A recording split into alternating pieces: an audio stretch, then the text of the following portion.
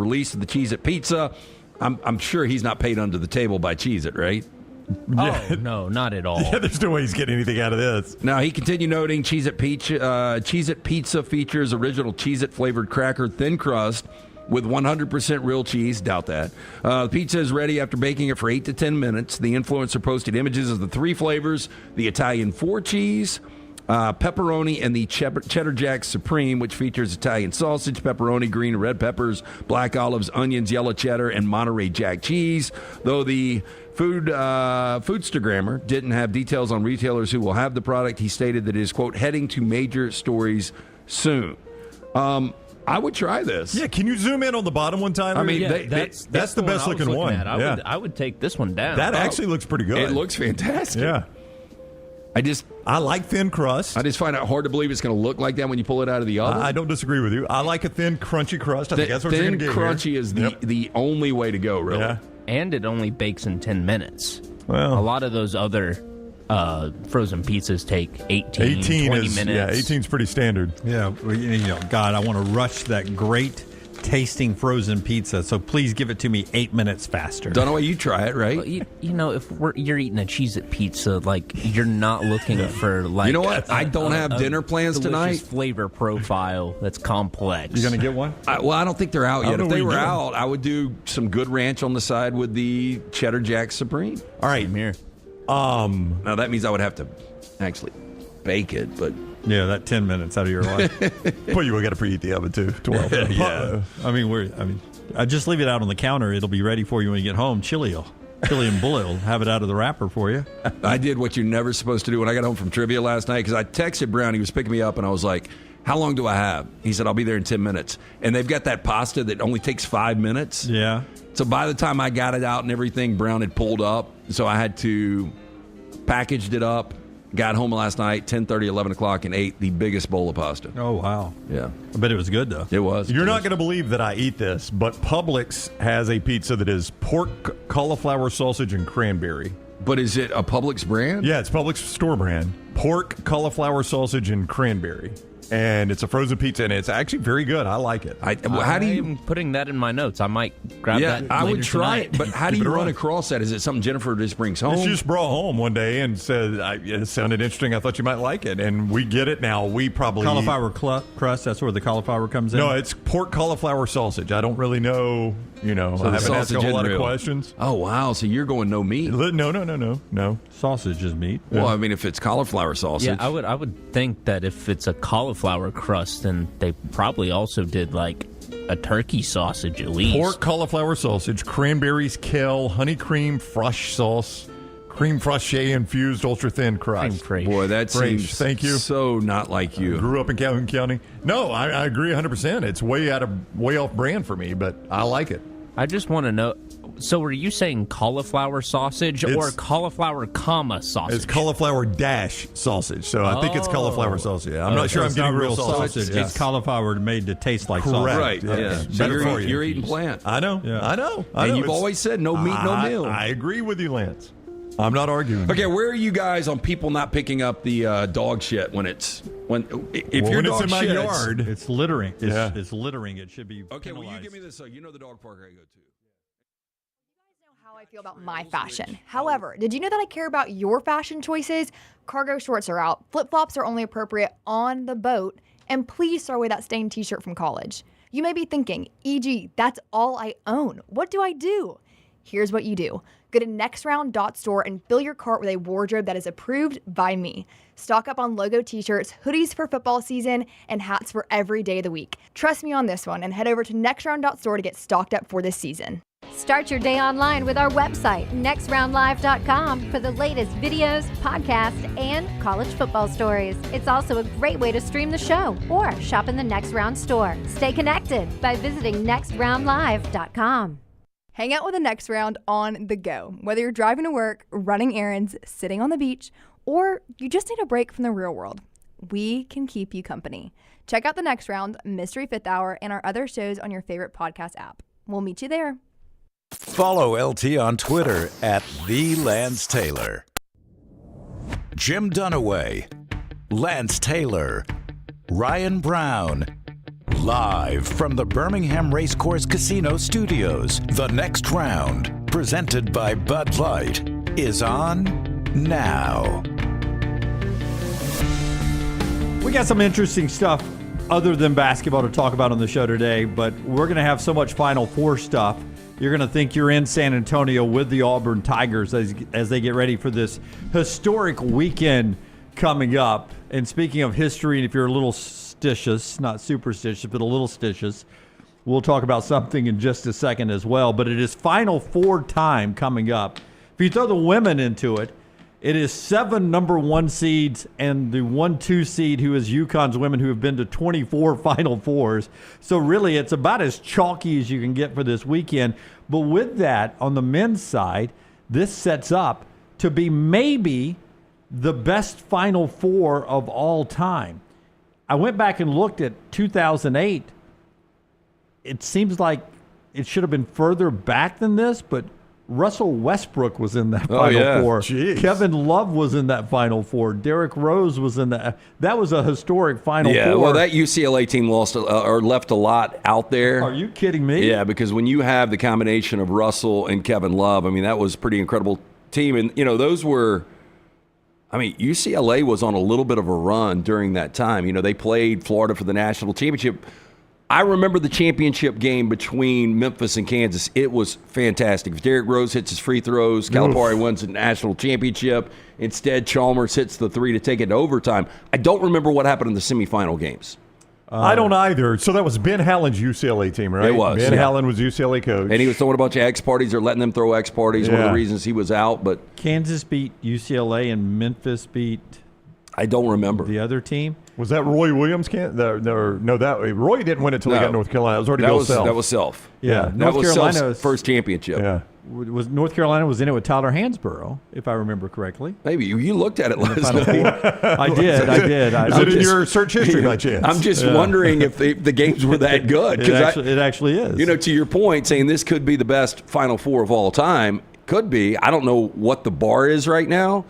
Again, when we had all number 1 seeds in 2008, the championship game on Monday was one of the best I've ever seen. Yeah, boy, you felt bad for Derrick Rose, though, didn't you? Oh, yeah. Watching that. And then I remember when Chalmers hit it, so this is back before we were doing a show together to show how long this has been. Yep. I remember us joking the next day, like, Mario Chalmers is going to make a killing at Mario Chalmers Chevrolet. Like, that guy's not going to play in the NBA, but he hit one of the biggest shots in Kansas history. I mean, Mario Chalmers' Allstate agency is going to kill it one day. And he ended up being okay, though. I know. Yeah, North Carolina was the other team in that. And that was that was back then the 17th trip to the Final Four for North Carolina. They've gone 4 times since then in 2008. So it's going to be a historic weekend. Do we have that star power in this? I mean, we could. Give me those programs again. I'm just talking about the players. Players. When you talk about Russell Westbrook, Kevin Love, Derrick Rose, I mean, technically, Cooper Flagg, Tahaad Pettiford. No. I mean, when you watched Russell Westbrook, and you didn't know he was going to be the pro he is. I mean, you knew he was a really good player. Yeah, I thought he was going to be really, really good, though. Yeah, you look at, arguably the best player in this whole tournament. I don't know if he's ever going to really be an impact at all in the NBA, and that's Johni Broome. Johni Broome is I think the only. This is testament to the Pearls and to what everything that goes together. Like Pettiford is really the only guy that I could see have superstar potential at the next level on the Auburn team. Yeah. Because you think Cooper Flagg will be good, right? Oh, yeah. Cooper Flagg's going to be really good. Okay, that's what I was saying. The whole group here, the Final Four. That's what I'm going down, does Houston have? I think they've got solid minute guys, but I don't think they've got a superstar. I don't look at any of those guys on Houston's team and think, that guys, they can't miss in the NBA. And I think Clayton is the only one, if he can, find a Steph Curry, Ja Morant kind of lane. Yeah, you don't think. And by the way, I was looking at his draft. He's barely into first round, early second round. Clayton is? Yeah, which is crazy. Well, to see what he does in college. I know. But you don't think an Alex Condon with his length and his mobility plays in the NBA? Oh, yeah, he'll play in the NBA. But, we're talking Russell Westbrook. Now, Kevin Love was I mean, a really good NBA He's player. really good. Really good NBA player, not an all-time great. I mean, Derrick Rose has injuries, right? Derrick Rose had as an MVP. I mean, Russell Westbrook, an MVP. I mean, these are. I don't think we've got that. I think you might have it with Cooper Flagg. I think that would be it. For the record, and boy, I hope the games are better than this. In the semifinals, Kansas beat North Carolina 84-66, and Memphis beat UCLA 78-63. Oof. yeah, it was just bad games. Two blowouts. Yes. Well, I mean, I feel like we're going to have better games than that, but maybe not. I am. What is viewed as the best Final Four? Like 3 games that were all incredible. Really couldn't tell you. Isn't the Saturday, and help us out, chat room, isn't Saturday usually we get one decent game and one blowout? That's kind of the way I typically. think of it, yeah. And you just hope, well, it depends on what time you're watching. Like, I've got some people coming over. They're going to be over for the Auburn game. Yeah. So, in that case, I kind of hope that's the better game, right? You got people over. They're probably not going to stay for the late game. All of a sudden, you're Mo Diabate and I'm Chris Youngblood. Yeah, I didn't get the invite. Yeah. I would say this. The 2 Final Fours I've been to, 2019 with Auburn. Auburn, Virginia was a terrific game. Virginia Controversial ending, obviously, but it a was terrific game. I mean, it was down to the wire. And I felt like that Texas Tech-Michigan State game was interesting. I don't remember a ton about that game. I just remember it stormed really bad, and we all were at Iron City. We were at Iron City, and Jim was in Minneapolis. Jim was in Minneapolis. And the thing I remember about us being at Iron City is they had the game on the big screen, but for some reason it was on like a 30-second delay, and they wanted us. They're like, "Hey, as soon as the game is over, we want y'all out there on microphones reminding everybody Final Four." National championship game is going to be shown right here. Party again, party again, party again. And we're like, all right. So me and Lance are standing there holding microphones. Well, I've got the game on my phone. And for some reason, it was like 15 to 30 seconds ahead. And we saw everything unfold before the crowd did. Oh, no. Yeah. You didn't jump on the mic, did you? No, God, no. Oh. They wanted us on the mic. Like, how am I just hearing this No, story? they wanted us on the mic saying, come back for the national championship game. But what we did was we saw how it ended. And we're like, oh, no. And then, like 15 seconds later, you see the crowds. Oh no! Well, you should have been. So according to the grueling truth, our number 1 Final Four of all time was 1983 with NC State, Houston, Louisville, and Georgia. That would have been the Valvano one. Georgia, I forgot Georgia was in that one. But NC State, because that was with Dominique. Yeah, NC State was like an 8 or 9 seed. But they beat Georgia 67-60. Yeah. I don't know. That's what they've got number 1. Look how particular we are. A 7-point game, and we're rolling our eyes. It was probably 60-60. And number 2, they have 1987 Indiana, Syracuse, UNLV, and Providence. Was that the Keith Smart shot for Indiana? Yep. Yeah. Well, the best championship game is that Villanova buzzer beater. When I was doing local news and literally doing local news, final weather with Mark Prater, while he was doing final weather, I was looking over my shoulder as a CBS affiliate, mad that the Final Four national championship game was on the Turner Network that night, and I was having to do a local newscast and couldn't watch.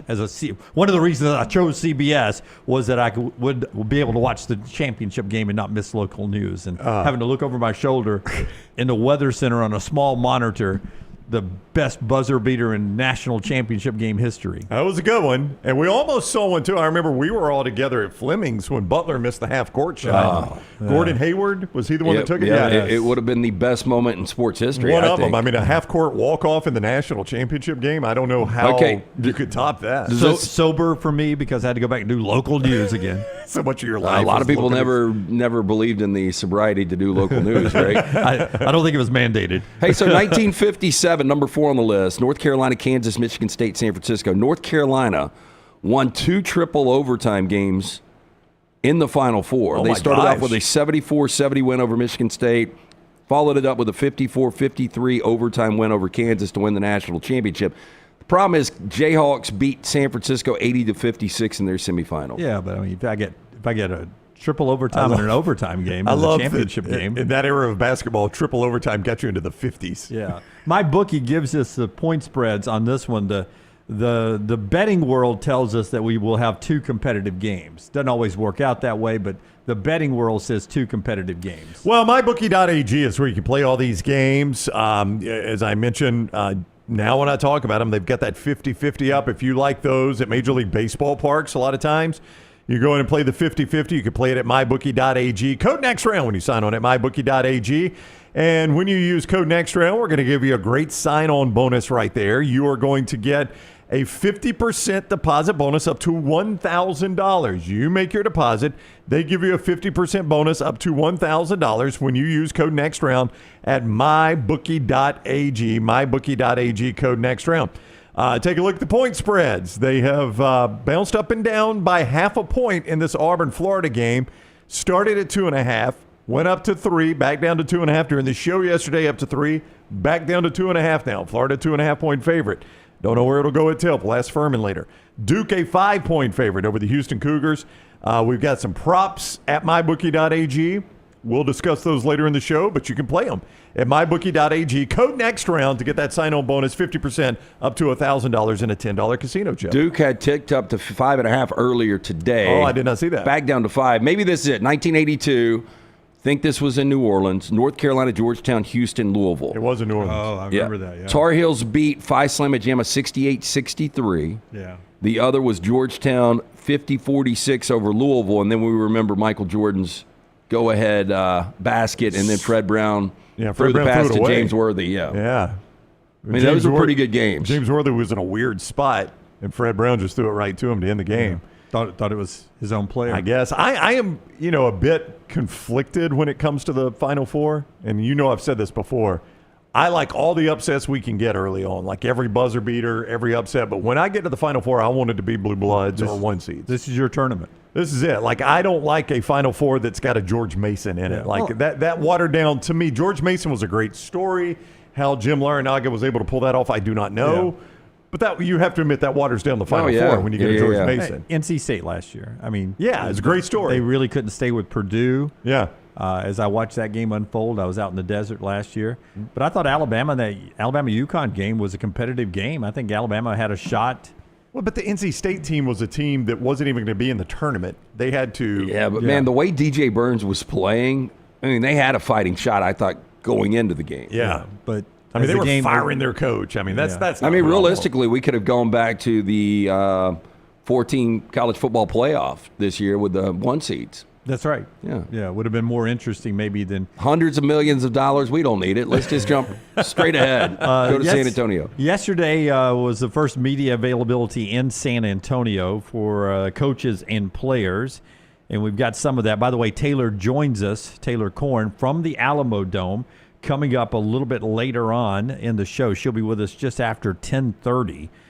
She'll join us from the Alamo Dome before she goes in and talks to the Auburn players in the locker room at 11, and then the open practice at 12 noon. But you see Auburn getting a chance to go into the Alamo Dome yesterday, get a shoot around and a practice, and a closed practice yesterday.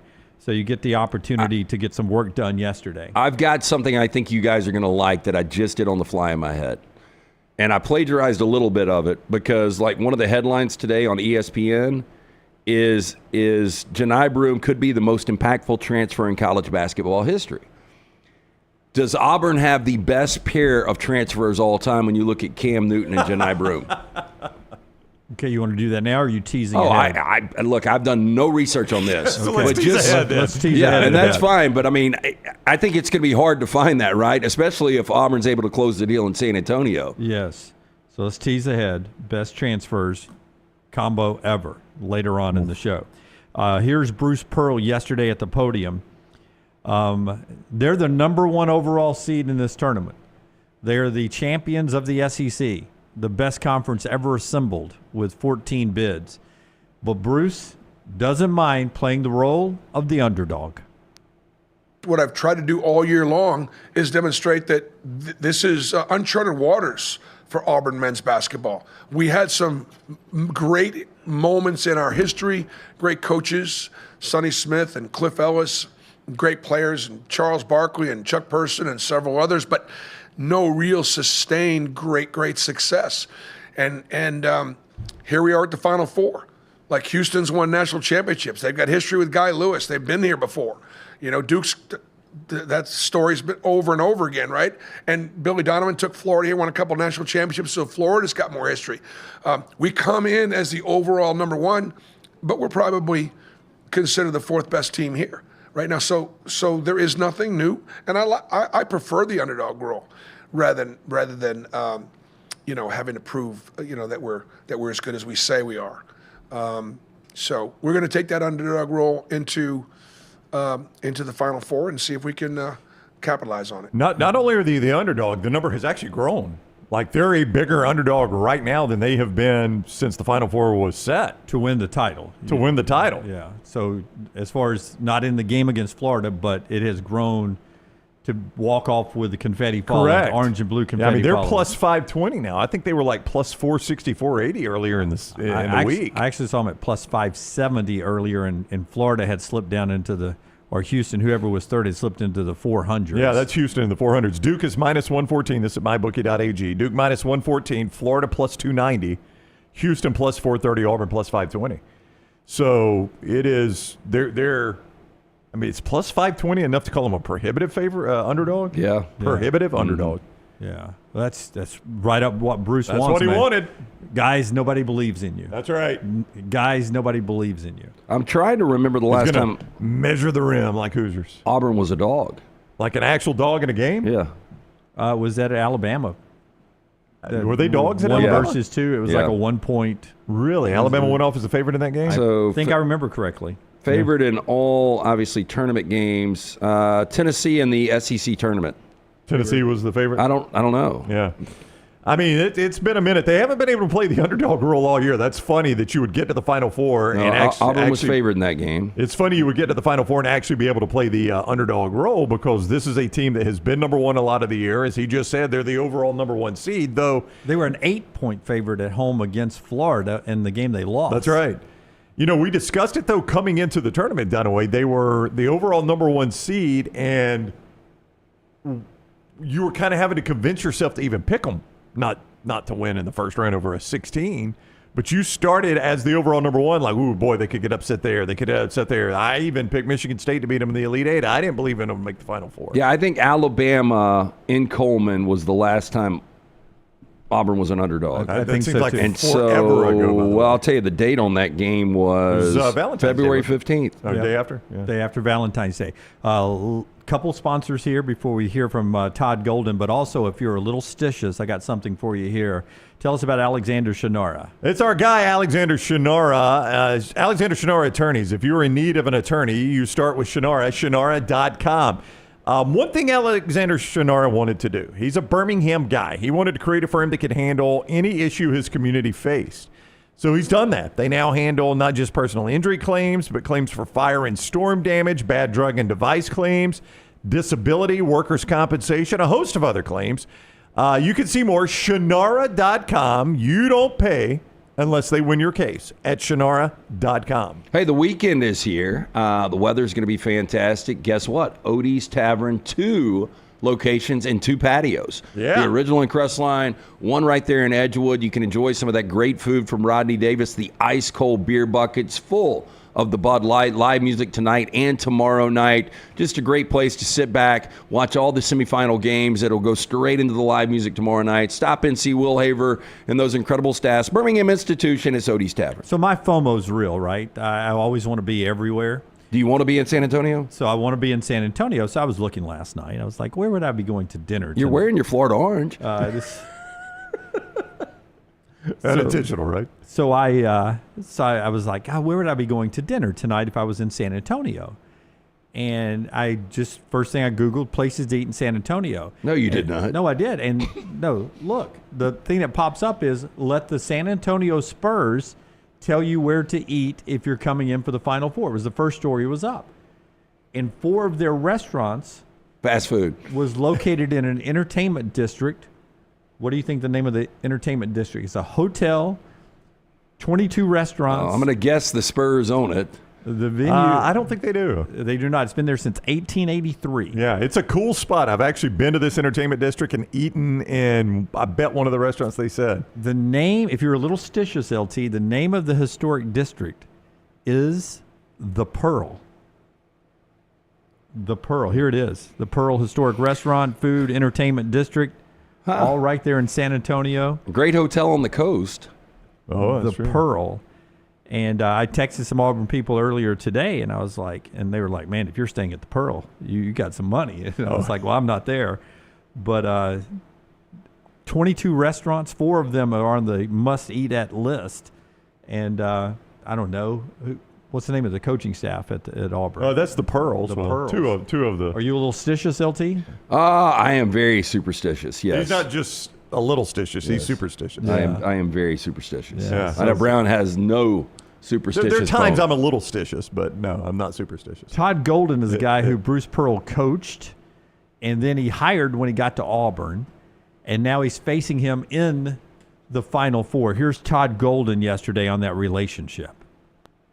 We're incredibly close. We have been for a long time now, almost 15 years. And, it's a little surreal, to be honest, to be able to be here at the Final Four. That in itself is a little surreal, but, playing on Saturday against one of your biggest and best mentors, not exactly something you expect, when the season starts. And, I know he's incredibly proud of me. I'm incredibly grateful for him and his family and the opportunities that they provided for me. I would not be here, if I didn't have my relationship and experience, working with and being around Bruce and his son Steven. And it's a little bit of a full circle moment, I'm sure for both of us. And, when the ball goes up on Saturday, it's going to be pretty cutthroat. But, until then, there'll be a lot of love shown and, again, a surreal moment for sure. It is crazy how winning finds these amazing storylines, and it happens in all sports all the time. This is one of them. That here's your basketball ops guy when you get to Auburn, and now he's the guy you're facing. Yeah. With your best team. It's going to be a great storyline on Saturday, but even whoever wins this game on Saturday, this is going to be a great storyline on Monday. We talked about Auburn losing to Yale last year, and this is kind of that revenge tour, much like Virginia was able to do after being the first one to lose to a 16. But I think even on the other side, this guy right here, we thought he wasn't going to make it out of November. It is crazy. Yeah, and that story has been completely buried. But the adversity that he had to go through with his wife, his family, his boss, his players, his fans.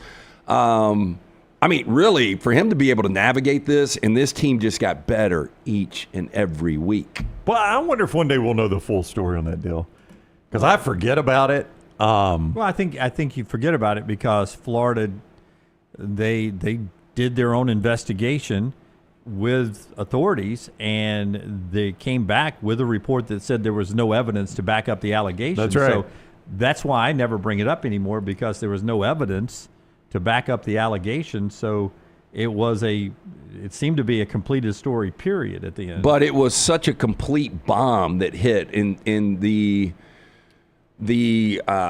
damage control that Todd Golden and his representation had to do. Yeah. Have you guys ever seen a salacious story like that just disappear? No, it has disappeared. I don't know. We're not down there. It was the school newspaper was doing the reporting. I don't know that they ran retractions or whatever you do in that situation. But I think a lot of times, Brown, in these type stories, there is lawsuits or there's never a definitive investigation where it comes out there is no evidence to even continue to make a legal investigation or legal claims or anything. We've done this, there's no evidence, period. Right, but all I'm saying is there were still allegations made by someone, and if you say there's no evidence that those allegations are true, then what is the recourse to those people that made the allegations? There needs to be some recourse there. They tried to take a man's career down. If that is in fact the case, if the case is, we looked into it, there is zero evidence whatsoever. We are 100% certain none of this happened. Well, you've still got people that made false allegations against a guy. Well, look, I just don't think Trevor Bauer is the one guy that jumps out to me. Right, you had all these allegations. That guy is still banished to Japan. Yeah. And everything got cleared up on that. I just don't think people go to that when, like a big Final Four or something like this, their minds don't go to that because it's a celebration of what has been a great season. And no matter who these fan bases are, you don't go to that story because you got 4 champions here. Auburn's won a championship, so Auburn fans aren't talking about that. Are you kidding? We always gravitate to the negative. I don't think we always do, especially in a situation like this. Well, no, but I think Jim is right. I don't ever think about that story. I don't either. I bet it's not brought up all weekend. I bet he's not asked a single question about it. Yeah. Is the game on CBS, TBS, whoever? It's on CBS. You know they're not going to bring it up. I only think about it because, and I guarantee you people do, because how it seemed like it was, and this is the way the world is now, how it seemed black and white, like he was this borderline predator. Oh, I thought the season was over. I mean, that is the most incredible part, that it went from that to where they are right now. Yeah, I think a lot of people are focused on this is a Florida team and an Auburn team, the two best teams in the SEC as we get ready for this Final Four.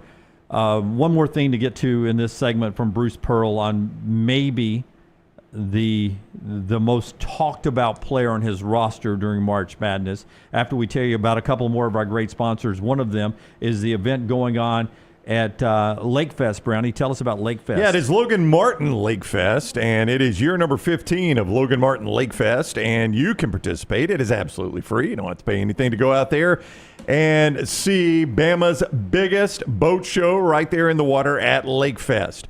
Lake Lifestyle vendors, food trucks, beer garden, 80 boats, vehicles on display, live music all weekend, tons of giveaways.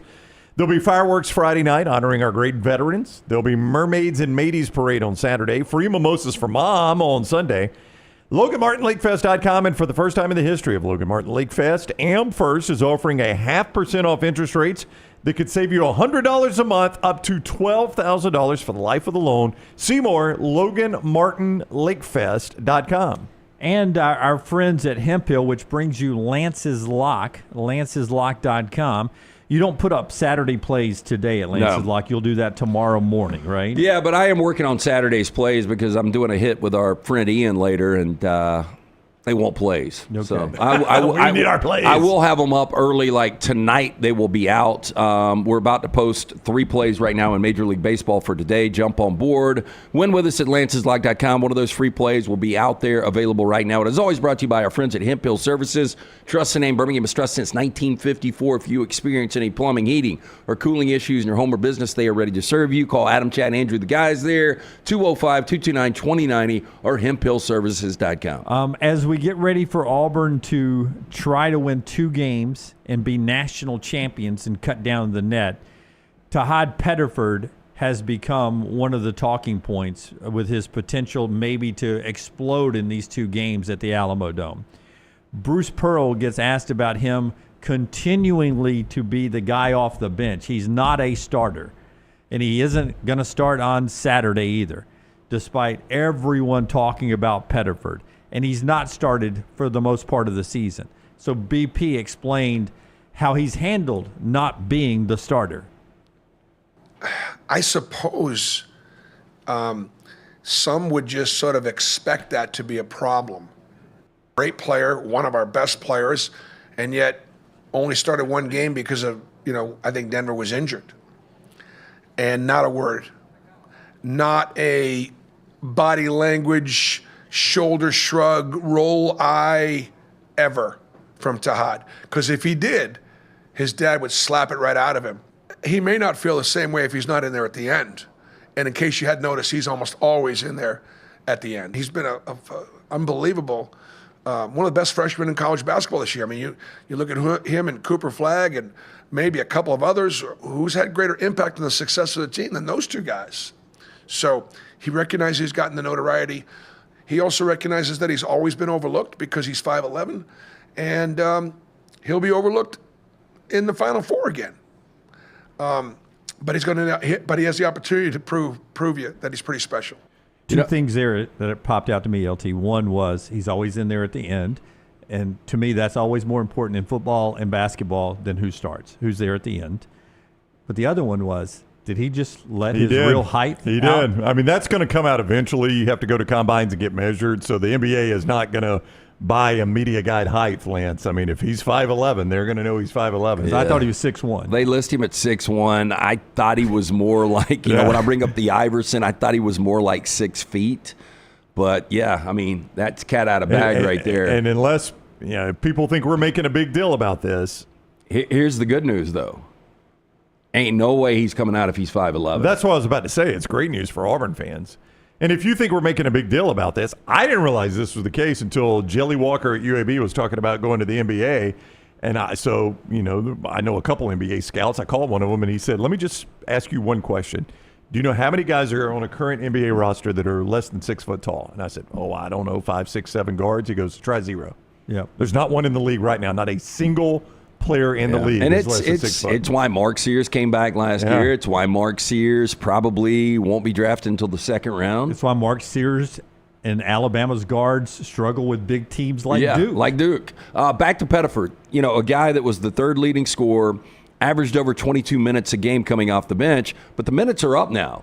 He's averaging 29 minutes per game through 4 games in the tournament. He's averaging 17 points, 4 assists. So not only are the minutes up, the production's up, and the guy is just getting better and better. But, God, I hate to say that, but, the 5'11" thing could be a blessing in disguise for Auburn fans because you might get this guy for 3 or 4 years. Don't worry, he's going to make plenty of money there. Oh, yeah. It is. He's not losing all money. You know what's funny is it shows you where NIL is right now. When you see all these WNBA girls, I'm going back to college. I'm opting out of the NBA draft to go back because you're making more in NIL there. So a guy like Pettiford can make millions of dollars at Auburn. Yeah. Your point being the big star at LSU, she's going back to LSU because her money she's going to make at LSU will triple what she's going to make in the WNBA. Well, realistically, would you guys agree if Pettiford decides I'm going to play 3 more years and he continues to get better and better, he probably could make enough money in these next 3 or 4 years if he's wise with his money and he goes and plays overseas for 10 years. Yeah. He's going to be set for life anyway. $6 to $8 million at Auburn, right? He would walk away with at least 5. Yeah, $5 to $8 million at Auburn, and then go play overseas, make another few million, and you ought to be good for life. If you give me $5 million, $1.5 million over the next 3 years, give me the $1.5 million, $1.5 million, $2 over the next 3 years, I should be able to hand that to somebody that I trust, and I probably shouldn't have to work anymore. I should be okay. If you just got a 4% return every year, he should be fine. Now that's tough. Like if I'm 19 years old. Oh, I know. I want to spend it. Yeah, I like to spend still, but it sounds like I don't know the whole story. Just the way Bruce Pearl talked, it sounds like he's got a good structure around him. The way he referenced his dad. If the old man's going to slap the taste out of his mouth, slap it for rolling his eyes. In typical, he buys 2 Corvettes. We got a serious problem. In typical college show fashion, which we are.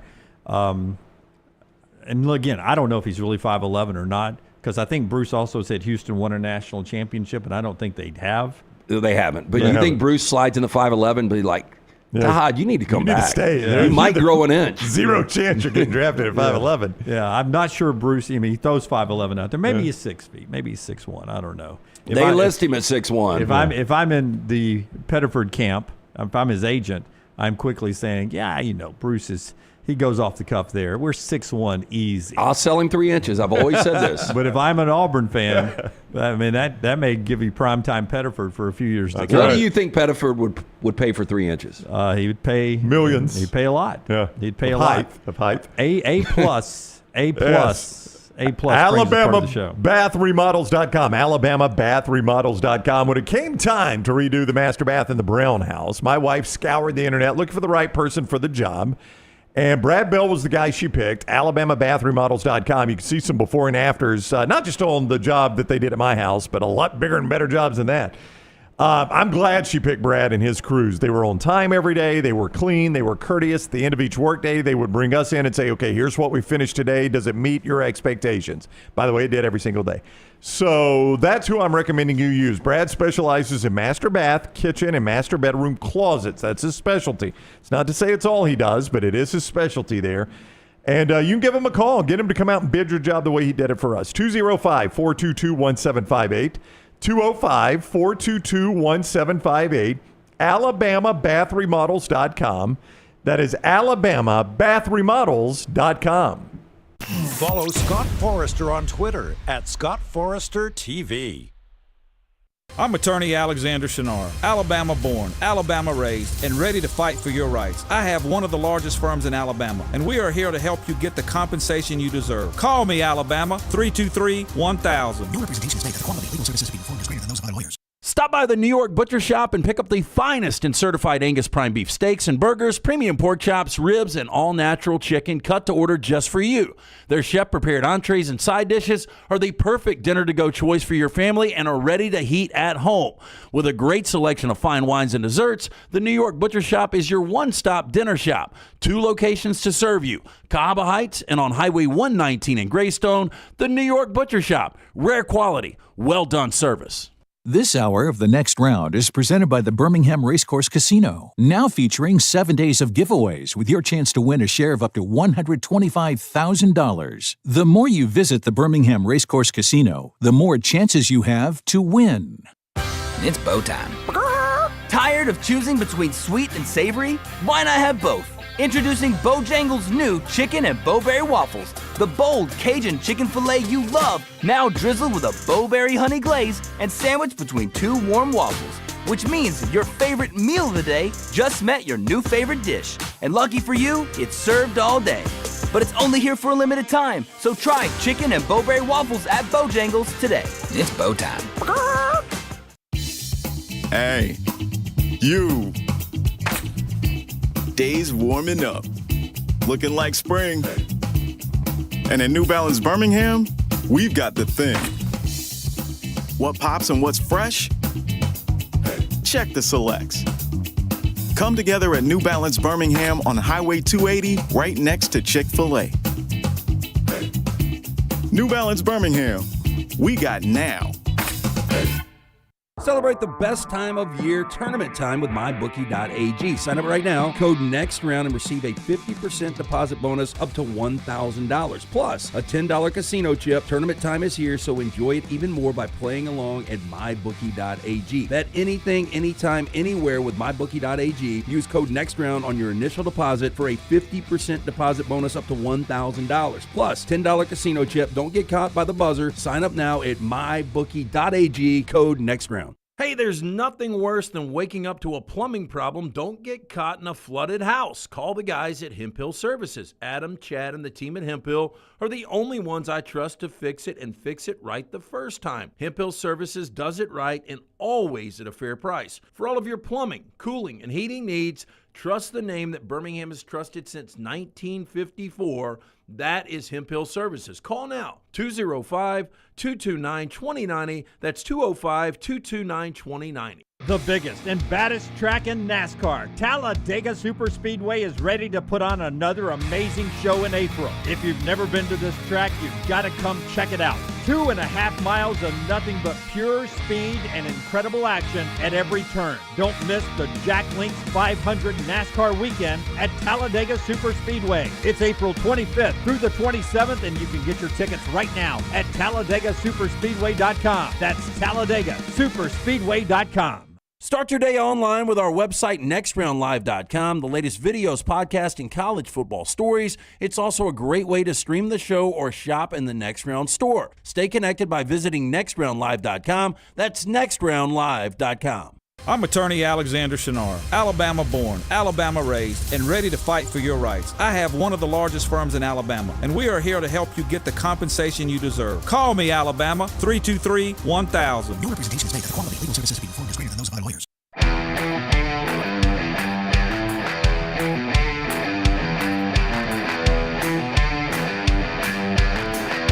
Back with you on the next round as we continue on. Todd Fuhrman at the top of the hour from Vegas to talk about the betting odds and the trends that could be trending positive for the Auburn Tigers.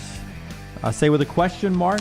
It's a tough game, man. It is. We'll talk to Fuhrman about that coming up. Taylor Korn from the Alamo Dome. She will join us at 10:30 as she gets ready to interview the fine folks there at Auburn, the locker room, and all that coming up. Her coverage brought to you by our friends at Culver's. Welcome to Delicious.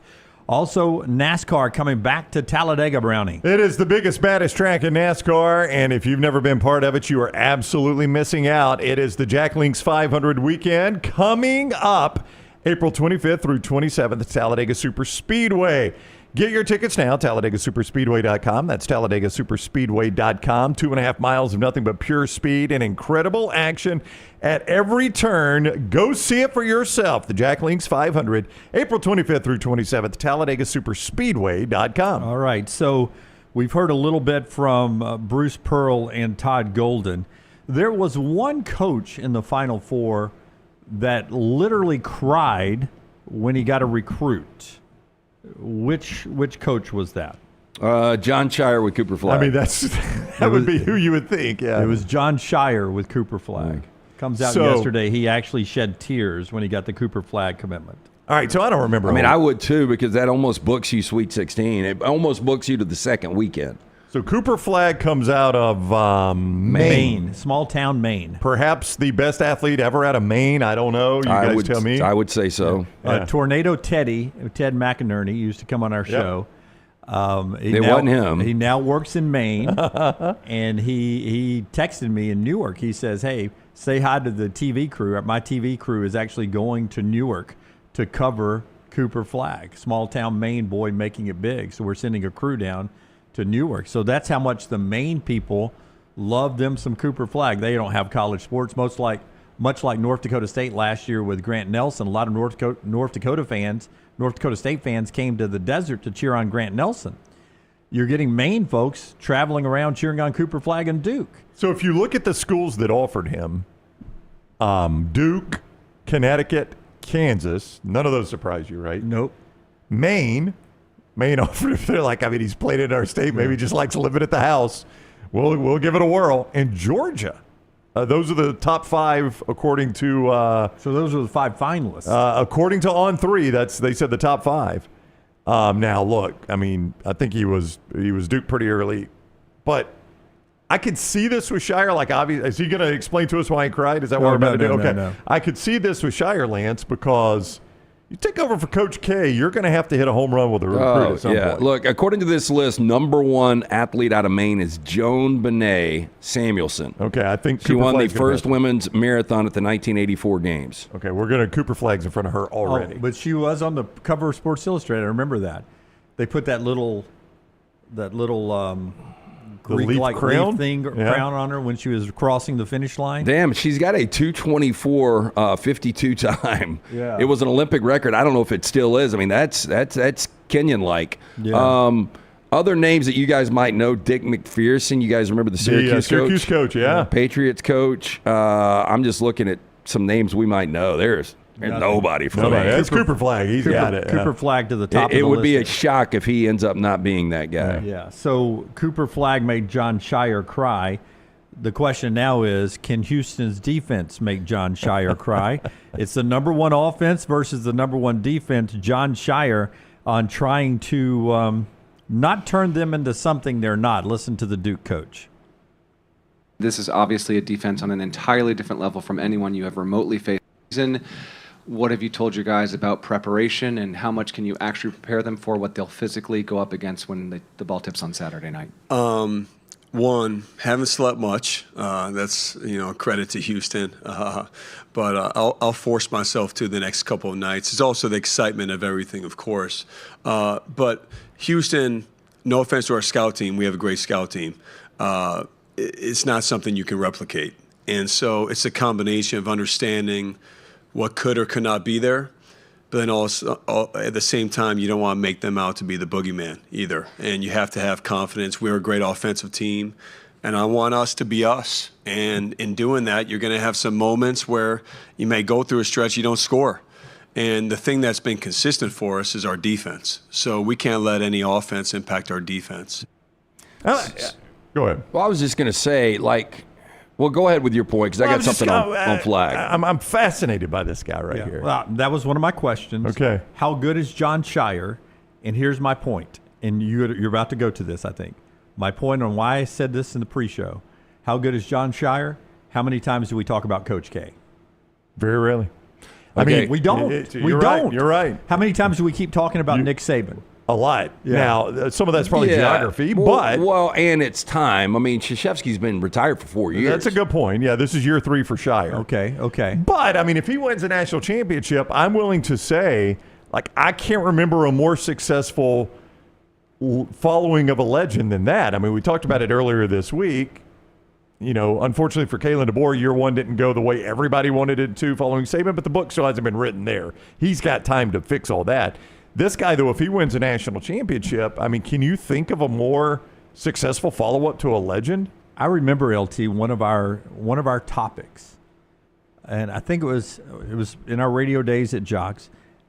Our topic was, I think it was right after Frank Beamer retired at Virginia Tech, and I remember asking the question, and it may have been the topic you gave me, but I remember asking the question: what is Virginia Tech going to be after Frank Beamer retires? And are there other programs you would be concerned about when their legendary coach retired?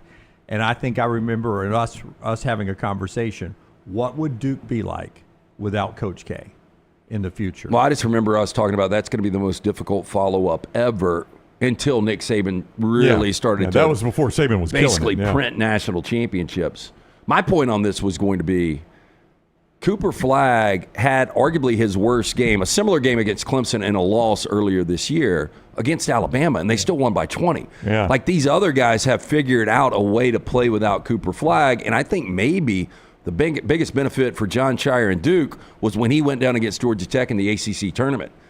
And then it was all hands on deck. We've got to figure out a way to make this offense work without Cooper Flagg, and they figured that out. So, like, going back to if Johni Broome has a bad game, if Walter Clayton has a bad game, I don't think, Auburn or Florida can win a national championship. I think this guy, and that's why he fascinates me so much, Lance. I mean, I think he's a really, really, really good basketball coach. Like, Duke ain't going anywhere. Yeah. They do look, it's one thing just to roll out talent. Like, I don't know how good of a coach Tarkanian was, because really you could roll Bowl out with those UNLV teams. Those and guys make are it so good. And we're probably discounting him because I think Tark went to 3 Final Fours. But watching Duke, I mean, there is a system, and it really is. Precision. And it's both sides of the court. Yeah, and Scheyer, remember, won a national championship as a Duke player under Coach K. He won a national championship as an assistant at Duke under Coach K. And now he's playing for a shot to win a national championship as a head coach.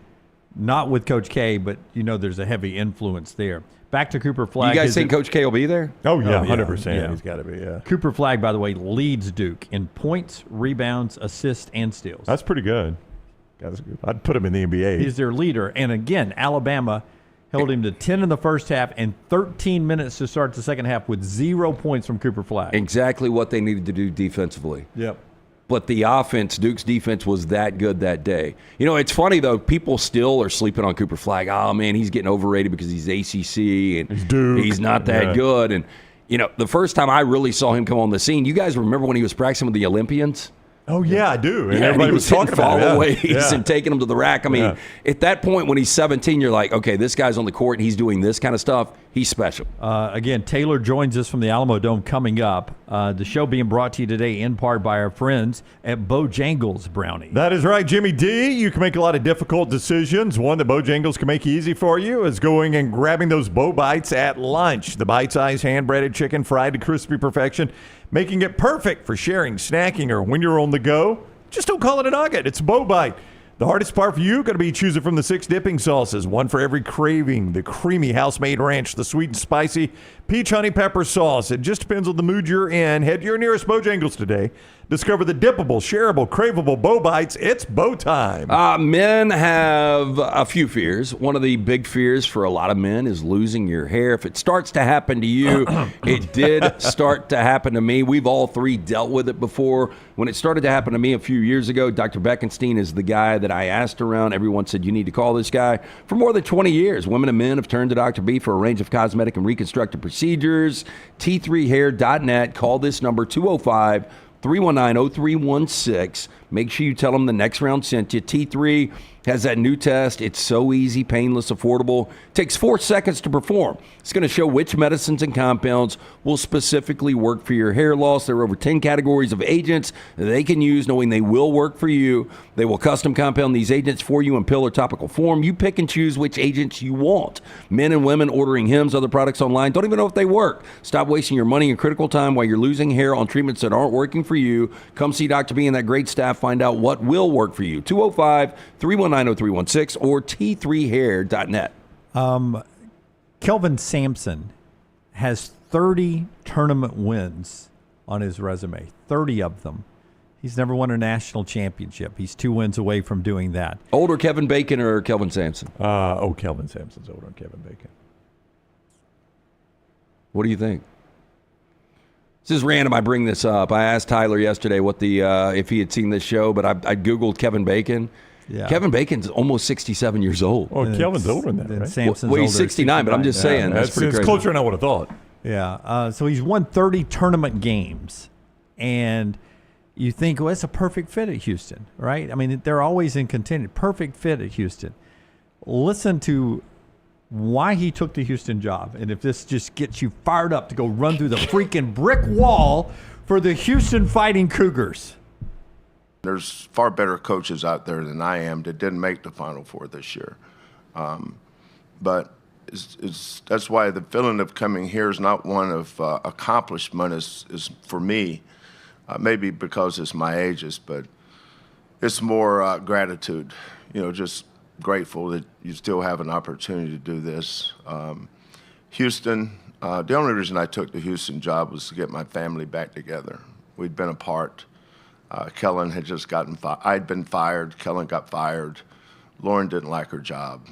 So, for me, it was where can I go where they'll let me hire my children? If they had had a nepotism law where I couldn't do it, I wouldn't have taken that job. Wow. That actually is pretty cool. Yeah. Is Lauren his daughter? Yeah. Okay, so his daughter didn't like her job, so I guess she works in the Yeah, basketball. she is the director of external operations. So they created a position for his I was about to say, if daughter. Lauren is the wife, why in the hell is she working with the money he's making? Well, that's why I assumed it was the daughter. I didn't assume I the wife think had a this gig. is, in coaching it seems to work, but you always hear don't go into business with family because there is something real about that. That doesn't work. But in coaching, it seems to work. It really does. I mean, you have some family ties, obviously. the Pearls. And now the Sampsons here. L.J. Cryer on this team, big player for Houston, already has something that none of these coaches have. He's got a national championship. He won it in 2021 with Baylor.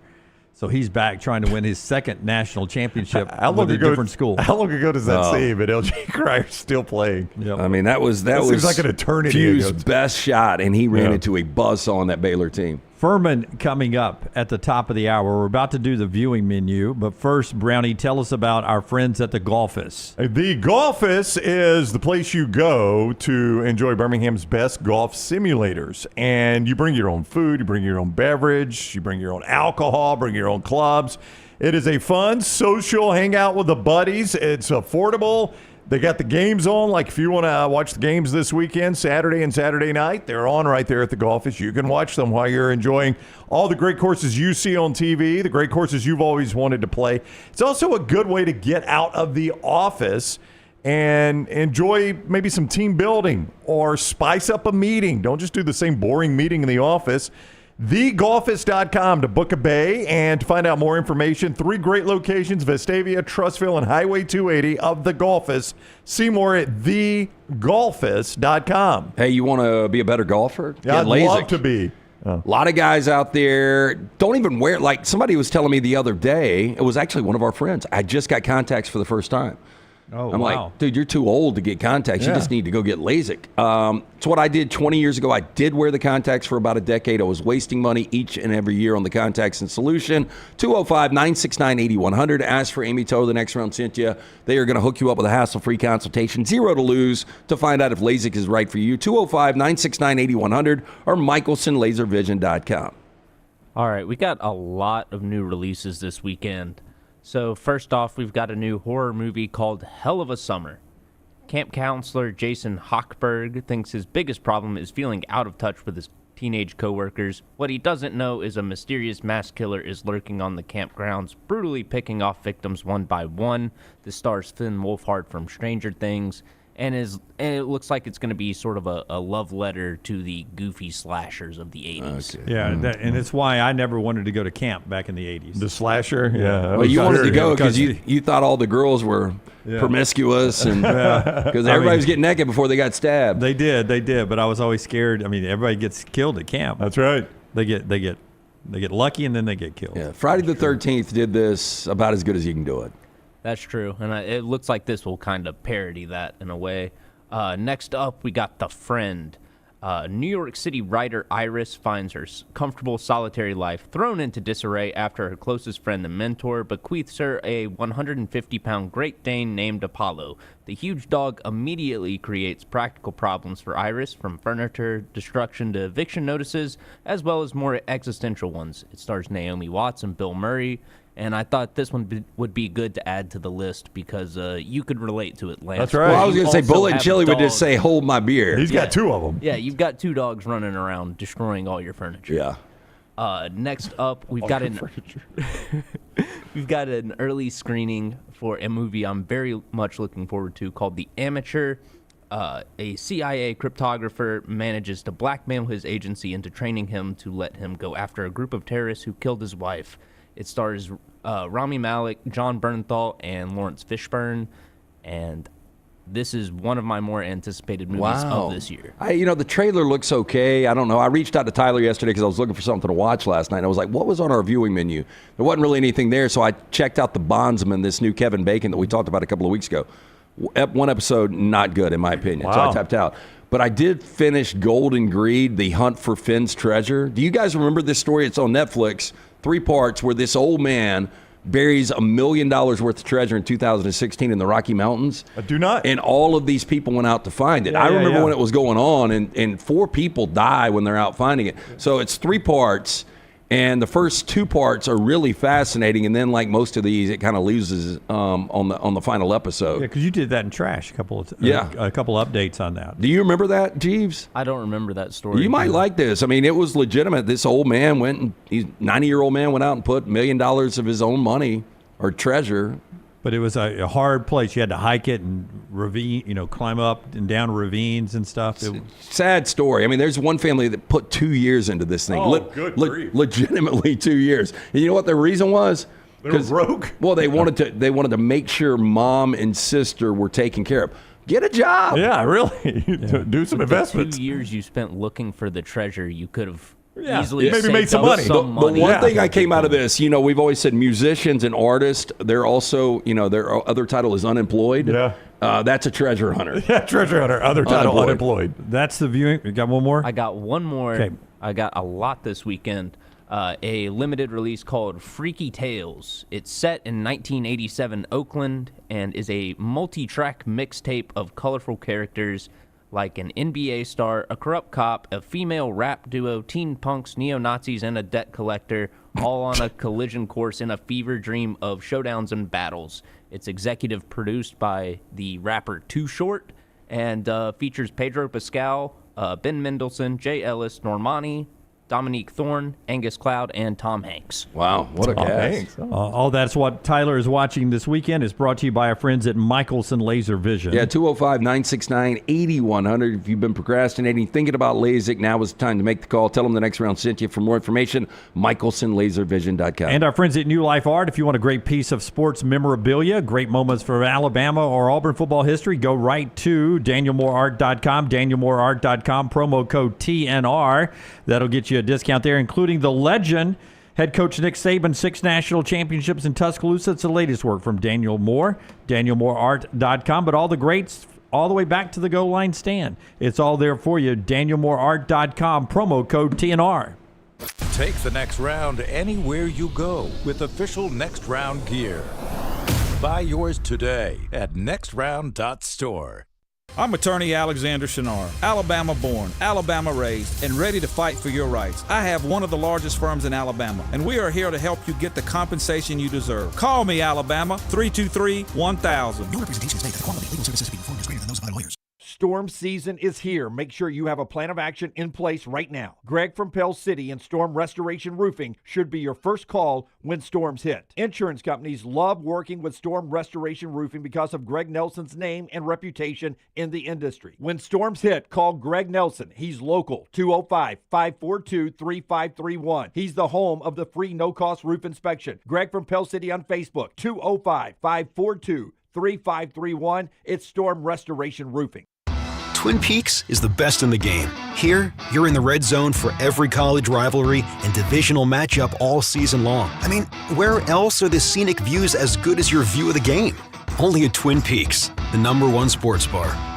Let's face it, a home is one of the most powerful assets you can have, and our friends at Mortgage Right want to help you build wealth through home ownership. Mortgage Right is all about providing competitive rates, a variety of loan products, and a multitude of resources for a seamless home buying experience. They treat their borrowers like family and are always looking to bring more happy homeowners under their roof. See more by visiting mortgageright.com/TNR today and start living. That's mortgageright.com/TNR. NMLS 2239, Equal Housing Lender. Hey, let me tell you about our friends at Urology Centers of Alabama. Compassionate and comprehensive urological care with 35 physicians, 17 locations across Alabama. Their patient-centered approach to all of your urological needs. Remember, they've got that new men's health center. It is beautiful, helping men with a wide range of sensitive male issues in a comfortable environment. You can always go online, visit urologycentersalabama.com, schedule an appointment with one of their many urologists today.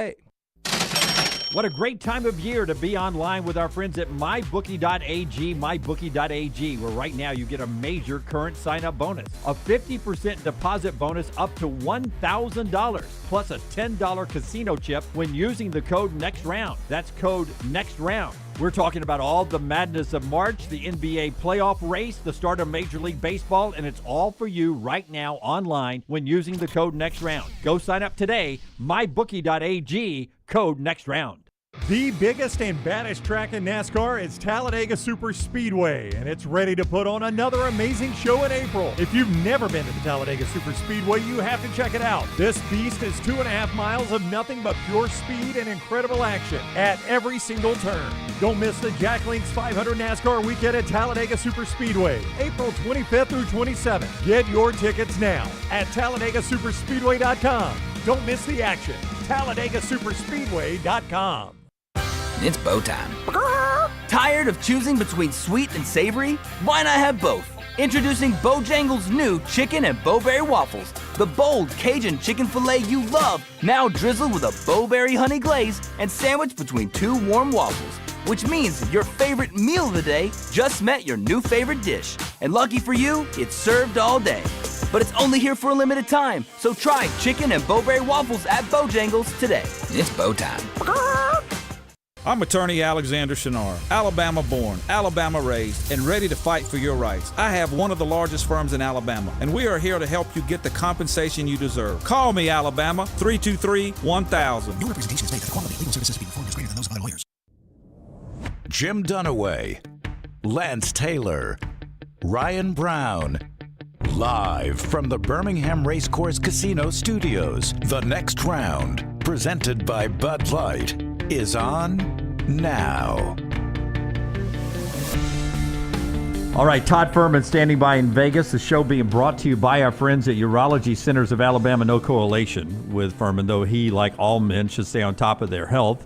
When you move from your 20s to your 30s, you think you're bulletproof in your 20s. Things start to happen when you get to be 30 and then 40 and 50 and 60. Stay on top of your health with the great friends at Urology Centers of Alabama, 205-930-0920.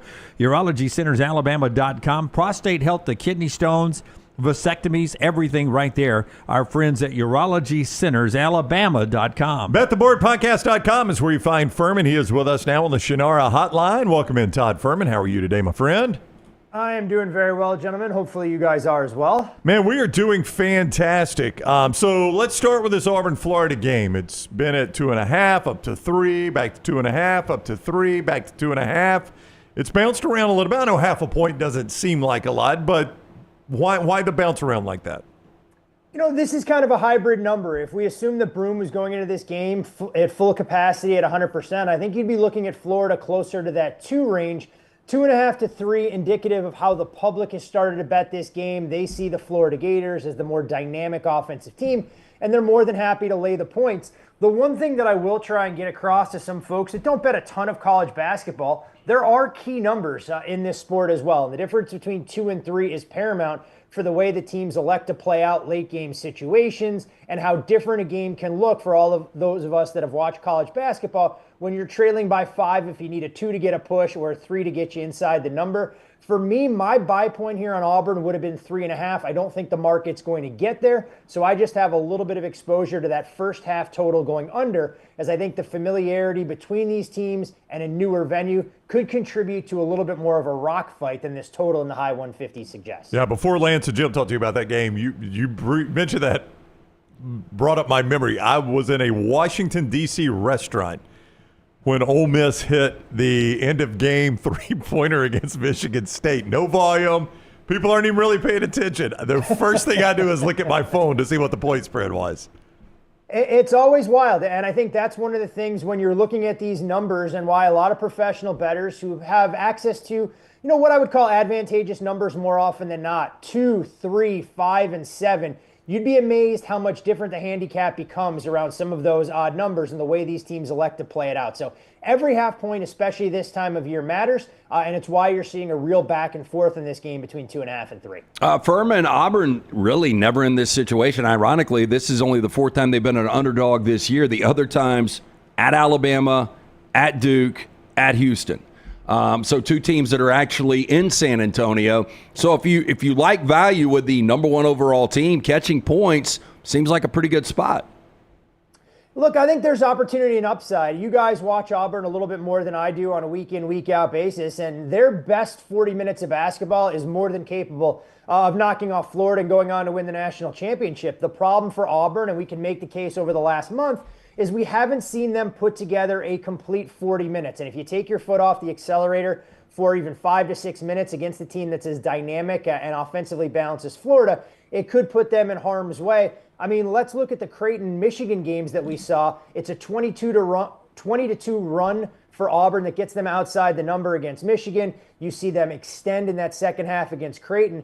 The craziest part about Auburn is they come in riding a 3-game ATS winning streak, given what they've been able to do to exceed odds makers' expectations, and they were arguably the most comfortably outside the number in the Elite Eight matchup against Michigan State, yet Sparty had a chance to sneak inside that 3.5, 4 if Tom Izzo and company don't elect to dribble out the ball with about 5 seconds left on the clock. I'm interested, is this Super Bowl-like? Can I get TV broadcast props like how many times they'll show Jim Nantz during a Houston game or how many times they'll show Coach K during the Duke game? Not Super Bowl-like in terms of the variety of props, but the two personalities that you mentioned, Dunaway, are definitely available. I've seen an over-under on Jim Nantz set at 2.5 and the over-under on Coach K at 4.5. Quite frankly, given Jim Nantz's association with CBS and the fact that there just happens to be a big golf tournament on the horizon, I think 2 of them is the absolute bare minimum. And if it's a tight game late, there's no doubt they'll pan to Nantz. So if you have access to those, again, no inside information with my CBS colleagues, I would take Nantz over 2.5, and I'm not sure we're going to see Coach K 5 times or more to be able to cash that over ticket. I'm interested, Todd Golden, as a youngster, basically worked for Bruce Pearl back in 2014 when he first got to Auburn. Can you bet an old photo of Pearl and Golden in Auburn gear? Can you bet that? I have not seen that particular prop available, but I did see that picture circulating on social media last week. I know it was a storyline that John Rothstein kind of brought up. And it's amazing when you see this coaching fraternity, how many ties there are that bond a lot of these coaches together. And you have to imagine that one of these 4 coaches is going to have a chance to cut down the nets for the first time, will be able to add that line to their resume. Florida, great things ahead for the way Todd Golden has built this program up in a very short period of time. Auburn fans know what Bruce Pearl has done to turn this into a basketball school, more so than what we've seen football-wise. And, of course, the nightcap, you have the old guard in Kelvin Sampson on one side, and, of course, the young buck of sorts in Jon Scheyer, who I actually grew up watching play high school basketball in a suburb about 5 minutes away from where I grew up. Todd Fuhrman with us, bettheboardpodcast.com for all the games, bettheboardpodcast.com. I know it's not like a prop thing, but if I made you bet, you got Johni Broome for Auburn. You've got Tahaad Pettiford for Auburn. Walter Clayton Jr., Alex Condon. If you just had to place money on a leading scorer in this Auburn-Florida game, where do you think the smart money would be? I would probably look to Broome for that particular market. I think Auburn is going to have to make a concerted effort to get him the ball inside. And I was a little bit surprised last week watching that Michigan State-Auburn game play out in Atlanta that Sparty didn't have any answers. You figured they were going to make Auburn kind of beat them left-handed with some of their secondary scoring options that have been hit or miss. But, I'll take the chalk in that particular market. I think Broome is poised to have a big day on the inside. And while Clayton has been outstanding for Florida and clearly the key cog in them overcoming that late deficit against Texas Tech, I think Auburn is going to throw some unique things at him that's going to make it a little bit more difficult on the Florida guard to pour in 20+. It does seem like that game is really split, whether it's, the sharp money split, the public money split, but it seems like there's an appetite for Duke in the second game. That number, I saw it tick up this morning to 5.5. It's gone back to 5. What are you hearing with Duke and Houston? I'm in the Houston camp here. I took 5 and may have an appetite to take a little bit more at 5.5 if the number becomes widely available out here in the desert. You go through what Duke has been able to accomplish, and it's nothing short of incredible so far this tournament. Dynamic offensively in their dominant win against Baylor. They put 100 points on the board against Arizona in that victory. And one of their more complete performances clamping down from a perimeter defense standpoint against a white-hot shooting Alabama team. But you look a little bit further at Duke's resume, and we can just look at where the calendar flipped into 2025.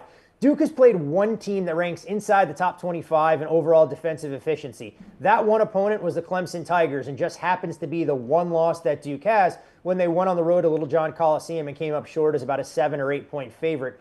There's no doubt concerns about Houston and some of their offensive shortcomings, but you look at the Houston Cougars this year and the way they're constructed versus what we've seen in the past. In my opinion, they have better perimeter shooting than what we've seen. They still have that veteran core and a culture that I think is tough to overcome. The one thing for Houston, they've played, in my opinion, the most difficult road to get to this point in the tournament, and that started with their round of 32 victory against Gonzaga, who does a lot of things offensively that are as dynamic as any team in the country. Had to play a de facto road game of sorts against Purdue and withstand that late push from the Boilers, and then put on a defensive masterclass against Tennessee to get them to this point. I make this game more in that 2.5-3 range. 2.76 is my number here. So I was more than happy to take the Cougars plus the points. And I think Houston has an excellent chance to finally give Kelvin Sampson that elusive national championship. So if you're contrarian, am I hearing you right, then that we could have an Auburn-Houston Final Four? I think it's a distinct possibility. Now, the one thing I will say is history is clearly working against us. It has been quite some time, and I think it's over 20 years that we've had both underdogs win their Final Four matchups. But in the year of chalk, whether it's the NFL or what we've seen so far in the NCAA tournament, maybe we're due for a little bit of role reversal. I thought Houston could win the national championship before this tournament started. What's crazy about it, guys, is their price going into that Elite Eight matchup against Tennessee had actually drifted out further than what they were coming into the tournament, given how good Duke has looked. So I think we see Houston and Florida play on Monday night, but I'm not betting the Gators here. And like I said, if this game got to 3.5, I'd have a little bit of exposure to the Tigers instead. We don't talk a lot of NBA here, but I don't know if people realize how dominant Oklahoma City's been. With that said, it seems like everyone's looking for somebody else to win the West. I know Oklahoma City's a major favorite there, but when you look at the Lakers and the Warriors who played last night, and you look at the Nuggets and Rockets, where is a good price, some good value you can get for somebody to win the West? So I think a lot of people will gravitate towards the Rockets when they see that ridiculous price tag on Houston, upwards of 40-1 just to win the West, and knowing how good their record is. But they kind of become my de facto throwaway team. I just don't think that this young roster that doesn't have any of that playoff scar tissue is capable of getting to the mountaintop. You mentioned, LT, that Oklahoma City has seen their number drift out. Right around the All-Star break, they floated it at that even money price tag, plus 105. Now an overwhelming favorite as an odds-on chalk to look at that particular proposition. Golden State proved a lot to me with the win last night against the Lakers. I think they may have a more favorable road, but let's live a little bit dangerously. And if you look at some of the underlying metrics for a team that might be capable of knocking down one of these teams from their perch, I think the Minnesota Timberwolves, it's a team that struggled to find its identity early on. Maybe they're emboldened by the fact that their current ownership group won't be embattled in a major court situation leading up to it. But when I see the Timberwolves in that 25-30 range, that would be the team that I'd be much more likely to take a flyer on, because I think the Nuggets, Lakers, Warriors, and Clippers, who all have shorter prices, are a little bit more flawed than the betting market suggests. Fuhrman, before you go, the Atlanta Braves are off to an incredibly bad start. Dunaway gave the stat yesterday. No 0-7 team has ever made the Major League Baseball playoffs. Now, obviously, the playoffs are bigger than they've ever been, so there is that asterisk to that that record there. If you could put a percentage on the chance the Braves now have of making the playoffs based on the Vegas odds, what would that percentage be? I'm not as down as what that record suggests. You mentioned the expanded playoff field, so I think it's always important when you contextualize some of these historical examples that the field significantly different now than what it was. From an odds maker standpoint, still the fifth favorite to get into the playoffs. I mean, the Dodgers, most books already off the board from a yes-no standpoint, but you're looking at the Phillies, Mets, Padres, and Cubs with shorter prices there, at least for now. I think it's as much a byproduct of schedule. Look, schedule makers did them no favor starting on the road against the against the Padres and the Dodgers. So I don't think it's time to hit the panic button just yet, but I know there are plenty of Brave fans waking up this morning on April 4th going, wait a second, we're already 5.5 games back in the division, not where we wanted to be. But Ronald Acuna will be walking through that door. I think Spencer Strider, if he can return, 4 to 6 weeks into the season, the Braves will be just fine. But I do understand some of the concern, knowing how perilously close the Braves were a season ago to missing the postseason altogether. Did you ever have to guard Scheyer in high school? No. They didn't let me anywhere close to shoot around in any capacity. Scheyer was actually part of my sister's generation, and she was real close with his point guard in high school. Ended up playing his college ball at Division III level at WashU. But Scheyer, you look at his demeanor and the way he's carried this team. He was that buttoned up as a high school kid. And the crazy part about it, Chris Collins, who's now the head coach at Northwestern, also came out of the same high school. And people tried to compare the two. You look at how they performed at the college level. There was a reason that Chris Collins rode the bench at Duke, and there's a reason that Jon Scheyer may be able to continue that Coach K legacy. All right, he is Todd Fuhrman on social media at Todd Fuhrman, bettheboardpodcast.com. Always great NASCAR picks as well. There if you want to play those. Fuhrman, thank you very much for the time. Enjoy the Final Four. Always a pleasure, gents. You guys enjoy the games as well. Can't wait. All right, buddy. Take care. Fuhrman with us on the Shunnarah Hotline. Alexander Shunnarah, Trial Attorneys Hotline. Our buddy Greg from Pell City wants to help you out in a major way. He's helping LT out right now, and that's a free no-cost roof inspection. He'll come out and get on your roof, absolutely free, no obligation, if you call this number, 205-542-3531. 205-542-3531. The thing you'll notice first about Greg, great personality, maybe the most down-home, trustworthy guy you'd ever want to meet, and a guy you can absolutely trust with your roof repairs and just the livelihood of your roof for the entire time that you have that home. He'll do roof replacements, storm repairs. He's got a building license, so he can help you with other things around the house, including some storm damage repairs there, but not exclusive to that. All right there. Greg from Pell City on Facebook. Greg from Pell City on Facebook. Storm Restoration Roofing, 205-542-3531. A-plus rated with the Better Business Bureau. He's great friends with insurance providers. Those guys that come out, men and women who come out and decide how much money you're getting. He works with them, helps you, fights for you. It's all right there with Storm Restoration Roofing, locally owned for over 20 years, 205-542-3531, and Greg from Pell City. Show also being brought to you by our friends at Bojangles. They bring you 4 downs today, Brownie. If you cannot decide between sweet and savory for breakfast, good news. You no longer have to with our friends at Bojangles. The new chicken and Bowberry waffles. Bojangles signature Cajun chicken filet, drizzled with a Bowberry glaze, sandwiched between warm waffles, and available for a limited time. At Bojangles, it's Bow time. First down. So Brown kind of stole this because he asked it to, it was half of it. You asked it to Fuhrman. But if I was to ask you guys who has the most points in the semifinals tomorrow, Duke, Houston, Auburn, Florida. Oh, just team-wise? No, I'm talking about player. Yeah, one player. Any of the 4. I'm going to stick with mine, and I could get him at 75-1 in Las Vegas to be the highest-scoring guy in the Final Four. They put the 2 games together if you end up doing it that way. But do you have to get? I mean, is that part of it? Like, it's not one game. It's the highest scoring guy in the Final Four. Okay. I'm going 75-1. Miles Kelly of Auburn goes off in this 2 games in San Antonio, or 1 game, however he plays it out there. But I like Miles Kelly at 75-1. I like what you did here. Like, you don't want to be the jinx at all because Miles has been so bad these last 3 games. Can't get any worse. Can't get any worse. 3 of 18, I think, in shooting in the NCAA tournament. But He's too good of a shooter for that to continue. Yeah, I'm going to go Walter Clayton. That's who I was going to say. I lean that Auburn's going to win this game, at least right now. I think it's going to be a great game, but I'll still go Clayton. Yeah, 7-5 odds for Walter Clayton to be the highest scoring guy in the Final Four. Is he your favorite or is it Flag? He's the favorite. Okay. Flag's at 5-2. Broome's at 4-1. So you're going Clayton I'd go Walter Clayton too. Yep. Second down. Craig T. Nelson, 81 years old today. Coach. Rams fan, by the way. If I ask you, though, best sports show ever, not sports movie, and I remember the old First and 10 Bulls in the HBO days. I do, yeah. Hard Knocks from HBO, Ted Lasso. What are some other ones? I love Coach. Friday Night Lights. Coach was good. I love Coach because I love college football. You like Lakers winning time, don't you? It's good. I didn't go back and watch the most recent season. Brown was a big Ballers guy, right? I've never watched Ballers. I've watched Ballers, like the first 8 or 9 episodes of the first season. Wasn't horrible. Remember Playmakers? Was that on ESPN or HBO? That was ESPN. That was the one they had to shut it down because the NFL said it was a little too close to home. Yeah.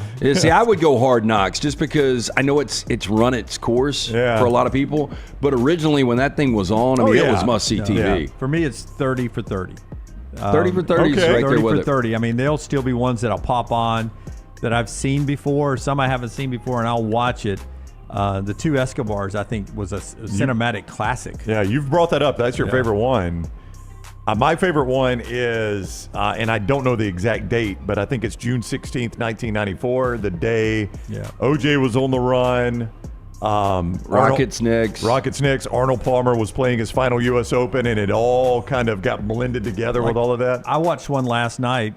I couldn't sleep. It was probably midnight, and I was flipping through, and it was on ESPNU or ESPN2. It was the Boston College point shaving thing, and they ended up the player that did they do a 30 for 30 on that? Yeah, the player that got fingered for that. I can't remember his name now. Rooney maybe or something. He got 10 years in prison. But the only reason they went after it so hard back then was because it was Capone-like. There was a big mob guy. Was involved, absolutely. A big mob guy that they couldn't get on murder or any of this other stuff, and they got him for 20 years on this, tied to the point shaving thing. And that kid for Boston College got caught up. He got 10 years, and another player for Boston College had to fight to clear his name. I bet they were more worried about getting knocked off. Yeah, exactly. But once they got the one guy, the Capone-like guy, in for 20 years, they ended up tagging him through fingerprints or something to another murder, so he ended up getting 20 to life and died in prison. Yeah. Did you guys ever see Blue Mountain State when that was back on? Clay Travis was in that. Yeah. Oh, was he? Yeah, really? He's got a role. I can't remember. It's a very small role, but Clay was in that. I saw the one episode with Clay, and it was god awful. And I'm not talking about the Clay episode. I mean, that was bad enough, but I'm just talking about the whatever Blue Mountain State was awful. Yeah, it's ridiculous. It's American Pie at a D3 college, basically. Yeah, hard pass. I like American Pie. Yeah, I think you would like it, Jim, actually. Are there boobs? There are. Oh. As it turns out. Then I'm in. You got boobs in football. More boobs than just Clay. Yeah, exactly. Joke there. Third down.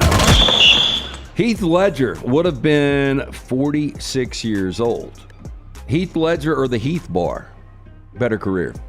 I had some bits of Heath Bar last night. It's funny you brought that up. I'm just not a fan of the toffee, really. You put it on your that's what I did. It was down at the local frozen yogurt place. My little one loves going in there.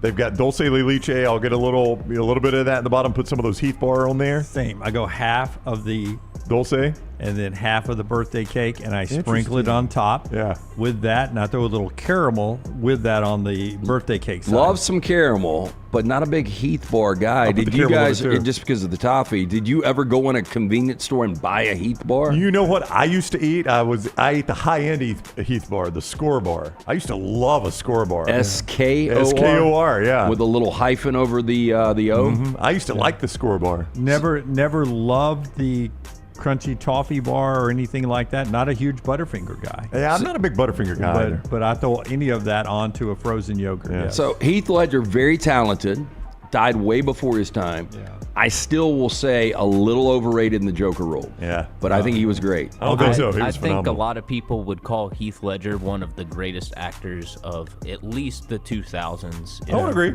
If not of all time, he's in the conversation. I love the Last of the Mohicans. No. What else? Bar is not in the discussion for best candy bar. No, but what? Not even close. But what else did they put Heath Ledger in? Like, I thought he was great in Brokeback Mountain. I know that's probably a sore subject for a lot of our listeners, but he was fantastic in that. The Patriot. I thought he was really good in The Patriot. He's in The Patriot. Yeah. Tyler's sleeping on the Heath bar. Oh, they're so good. I like it's Heath good bar. It's good as an addition to a Blizzard or something like that. It's not good as a candy bar. Oh, they're good on their own. They are not. Oh, they're terrible. At Halloween, that's the one thing I take out of my kids' Who stuff. gives that away? Do you go trick or treating in Great Britain? Yeah, no, I mean it shows up in those little mini packs, so you get a lot of them in the kids things. That and the Almond Joy and the Three Musketeer. Okay. Good. This is not a cinematic classic, but a fun family movie as a Knight's Tale. Heath Ledger is in that. It's a funny movie. It's a good movie. But again, for you to say that some people consider him in your generation one of the greatest actors, the only thing they know him from is Batman. Oh no, I agree. Yeah, a lot of people. One just know him performance for can't Batman. do that. I think it might be one of the greatest movie performances ever. I agree. He says it's overrated. I do not think it is at all. I'm telling you right now, there is zero chance he wins the Academy Award if he's not dead. He may or may not. Zero chance. He still takes He was it. Zero he was chance. spectacular. His performance get people like Brown who do not have any interest in comic book movies. That's because saying, it's "This is become a fantastic infectious. movie." It's almost it's become viral to say that. I don't. The Joaquin Phoenix performance as the Joker was better. It's the only Batman movie I've ever seen. He was spectacular. He is. No, I've seen the one where Hines Ward's chasing. Oh, Pittsburgh! I've seen that one too. Is that the same one? That's a different one. That's the sequel to that. That's one. the sequel. I've seen both those. Yeah. Fourth down. Robert Downey Jr., 60 years old today. Better career, Robert Downey Jr. or Julia Roberts? To me, this one isn't close, but better career. Yeah. I mean, I'd go Julia Roberts here. I'll go Julia Roberts only because of the one that puts her over the top. Pretty Woman? No, the one where she's a Erin Brockovich? Yeah, Erin Brockovich. Yeah, I mean, I would go Julia Roberts. I mean, she was like the number one leading lady for years and years. I mean, Robert Downey Jr. outside of the Marvel universe, what has he done? Did you like Pelican Brief? I thought it was a really good flick. Her and Oh, Denzel. yeah, I thought it was entertaining. John Grisham. Have you seen that one, Dunaway? What's the name of it? Pelican Yeah, Brief. you've seen it. Her and Absolutely. Denzel Washington. Yeah, blows up a car and scares him. There is a car blowing up in there. Yeah. Yeah, I would. Sam Shepard is actually in the car. Yeah. Zero. Close to zero, something like that. Robert Downey Jr. in that too. Less than zero. Less than zero. Which is close to It zero. is close to it. Yeah. I mean, Close it's to less it. than. Yeah. He played Julia, and he played the drug addict that ends up doing some interesting things to pay off his debt. Interesting role in The Judge, I think, which was critically acclaimed on Netflix. for Never a saw while. it. Yeah, but I would go Julia Roberts. And that is 4 Downs today, brought to you by our friends at Bojangles. It is bow time. People are laughing at Lance asking, Scott, do you trick or treat in Great Britain? You're getting toffee? I've never gotten toffee. It is a sweet and savory breakfast. The chicken and bowberry waffles. It is bow time at Bojangles. Taylor Korn standing by in San Antonio. We'll get to her. A couple of our great sponsors. If you want to play the games that Lance gives you at lanceslog.com and that Fuhrman talked about, you can get it at mybookie.ag, mybookie.ag. Yeah, code next round when you sign on at mybookie.ag, where you'll find the Florida Gators a 2.5-point favorite over the Auburn Tigers, the Duke Blue Devils a 5-point favorite over the Houston Cougars. If you want to take a look at the Atlanta Braves, boy, are they desperate for a win as they come back home. The Braves tonight, as they are playing in Dunaway's favorite series against the Florida Marlins, are a 237 favorite. That's kind of heavy, isn't it? 237 over the Marlins. Oh, yeah. Braves a heavy favorite tonight for that home opener in Atlanta. Play all those games and anything else you want to at mybookie.ag. Code next round. mybookie.ag. Code next round. Bet anything, anytime, anywhere with mybookie.ag.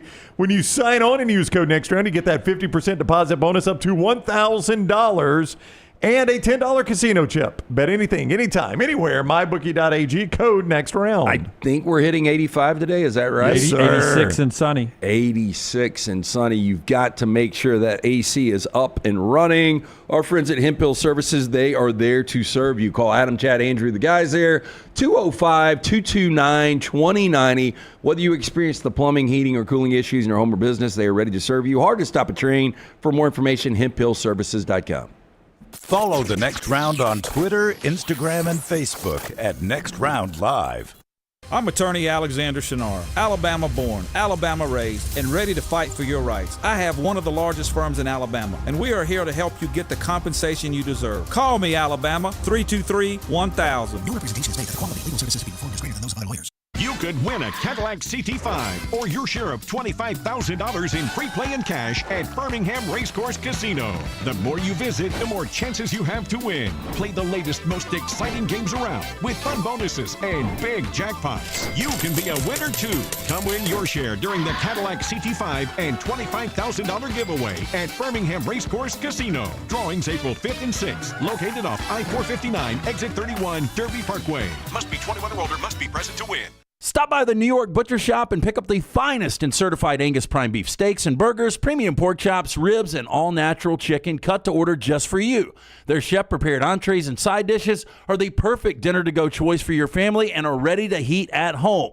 With a great selection of fine wines and desserts, the New York Butcher Shop is your one-stop dinner shop. 2 locations to serve you, Cahaba Heights and on Highway 119 in Greystone. The New York Butcher Shop, rare quality, well-done service. Hey, you. Days warming up, looking like spring. And at New Balance Birmingham, we've got the thing. What pops and what's fresh? Check the selects. Come together at New Balance Birmingham on Highway 280, right next to Chick-fil-A. New Balance Birmingham, we got now. The biggest and baddest track in NASCAR, Talladega Superspeedway is ready to put on another amazing show in April. If you've never been to this track, you've got to come check it out. 2.5 miles of nothing but pure speed and incredible action at every turn. Don't miss the Jack Links 500 NASCAR weekend at Talladega Superspeedway. It's April 25th through the 27th, and you can get your tickets right now at TalladegaSuperspeedway.com. That's TalladegaSuperspeedway.com. Celebrate the best time of year, tournament time, with MyBookie.ag. Sign up right now with code NEXTROUND and receive a 50% deposit bonus up to $1,000, plus a $10 casino chip. Tournament time is here, so enjoy it even more by playing along at MyBookie.ag. Bet anything, anytime, anywhere with MyBookie.ag. Use code NEXTROUND on your initial deposit for a 50% deposit bonus up to $1,000, plus a $10 casino chip. Don't get caught by the buzzer. Sign up now at MyBookie.ag, code NEXTROUND. It's bow time. Tired of choosing between sweet and savory? Why not have both? Introducing Bojangles' new chicken and bowberry waffles. The bold Cajun chicken filet you love, now drizzled with a bowberry honey glaze and sandwiched between 2 warm waffles. Which means your favorite meal of the day just met your new favorite dish. And lucky for you, it's served all day. But it's only here for a limited time, so try chicken and bowberry waffles at Bojangles today. It's bow time. Remember the name Way to Wellness if you're battling weight loss in your life. I'm Jim Dunaway from The Next Round. There was a time I was over 216 pounds until Way to Wellness helped me lose 45 pounds, and now for over 2 years, they've helped me keep that weight off. Here's their website, aplanforme.com, aplanforme.com. That's a great name for a website because there's no cookie cutter plan. Everything is designed specifically for you. No contract, no sign-up fees, and your first consultation is free at Way to Wellness. I'm attorney Alexander Shunnarah, Alabama born, Alabama raised, and ready to fight for your rights. I have one of the largest firms in Alabama, and we are here to help you get the compensation you deserve. Call me, Alabama, 323-1000. No representation is made that the quality of legal services being performed is greater than those of other lawyers.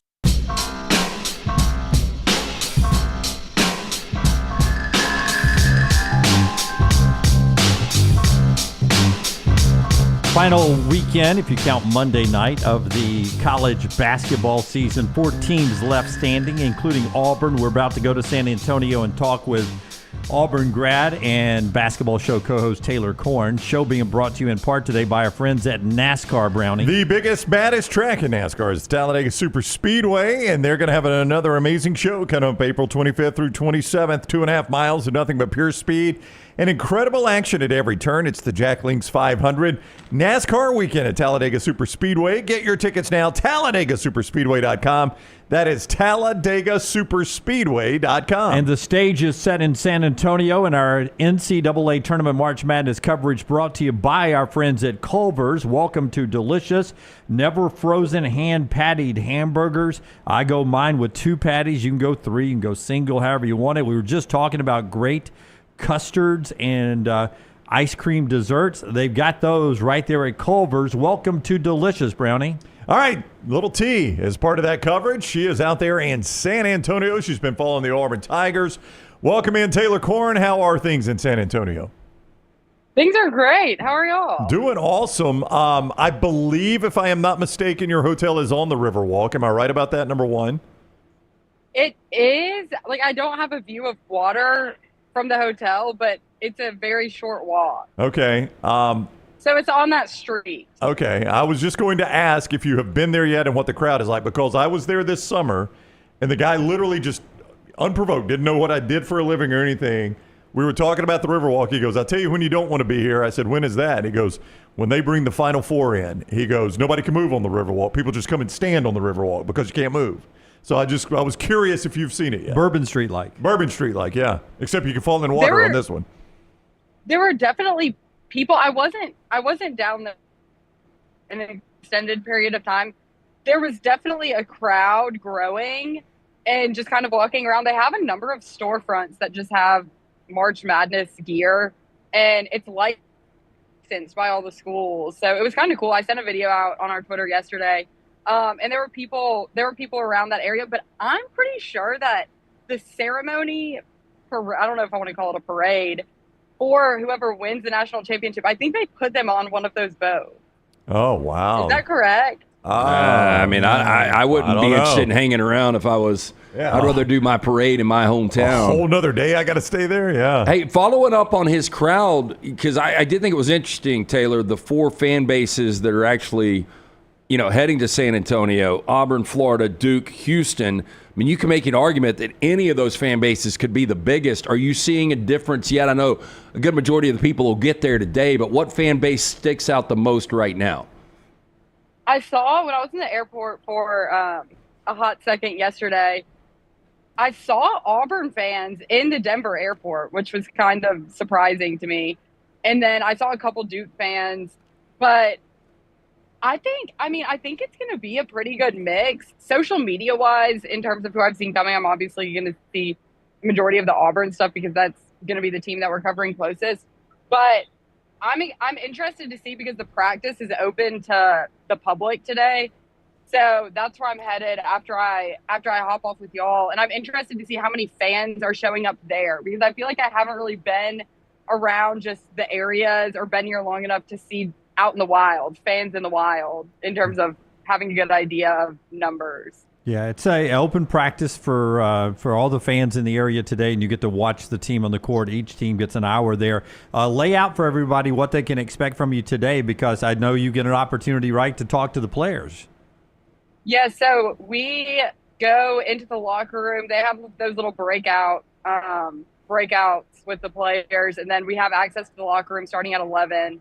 And then right after that, at noon, is when the open practice starts. So anytime after 11 o'clock, set your post notifications on Twitter would probably be the easiest way to keep up with what's going on because the timing is a little unpredictable as to when things will start being sent out. But there will be a lot this afternoon from both practice, where I think a lot of people are very interested to see what Johni Broome is looking like, and then from the locker room as well. Yeah, full participant in practice. He says he's 100%. I'm assuming he'll still be asked that question today leading up to the game tomorrow. But that's what he said yesterday, T, is that he's 100%. He was a full go in practice. Did not practice in Auburn, but a full go yesterday. Yeah, I heard the same thing. And something that I think is interesting, kind of 2 ways to look at the injury, is one, after the game when his teammates were asked, after the Elite Eight game, when his teammates were asked about, kind of the level of panic how you saw a number of guys step up when he went out was the fact that they have played without him before. So if he's playing limited minutes, which I don't think that he's expecting to do, they have done it before. So this won't be an entirely new idea to them. But then on the other hand, he's played injured the majority of the season. I mean, when was the last time that Johni Broome was literally 100%? And it was a long time ago. So I think the adrenaline will definitely probably help in knowing that, there's nothing to save yourself for. There's no, I need to play this safe because we have the SEC tournament and the NCAA tournament remaining. I mean, you're here. You have a maximum of 2 games left. So I think, the combination of that and the fact that his adrenaline is going to be high will definitely help because he's definitely going to be sore. So Auburn will tip off game number 38 tomorrow at 5:09 Central Time. This will only be the 4th time they're an underdog this year, Taylor. Are they embracing the underdog role? Have you heard anything about that? I think they love it. I think that they love it. I think Bruce Pearl loves it. I mean, y'all heard before the Michigan State game when he made Auburn the underdog mentally. He was saying, that's not what Vegas is telling you, but in my mind, that's what's going on. And so I think that, yes, I think that they embrace that. And I think that that's something that Bruce Pearl likes to use as, a form of motivation. Who's trying to get you, Taylor? Who's trying to get you to your left over there? I was just about to say, I've done enough shows with you. We had a scooter incident a couple of times. What is a scooter wrecked in front of you now? No.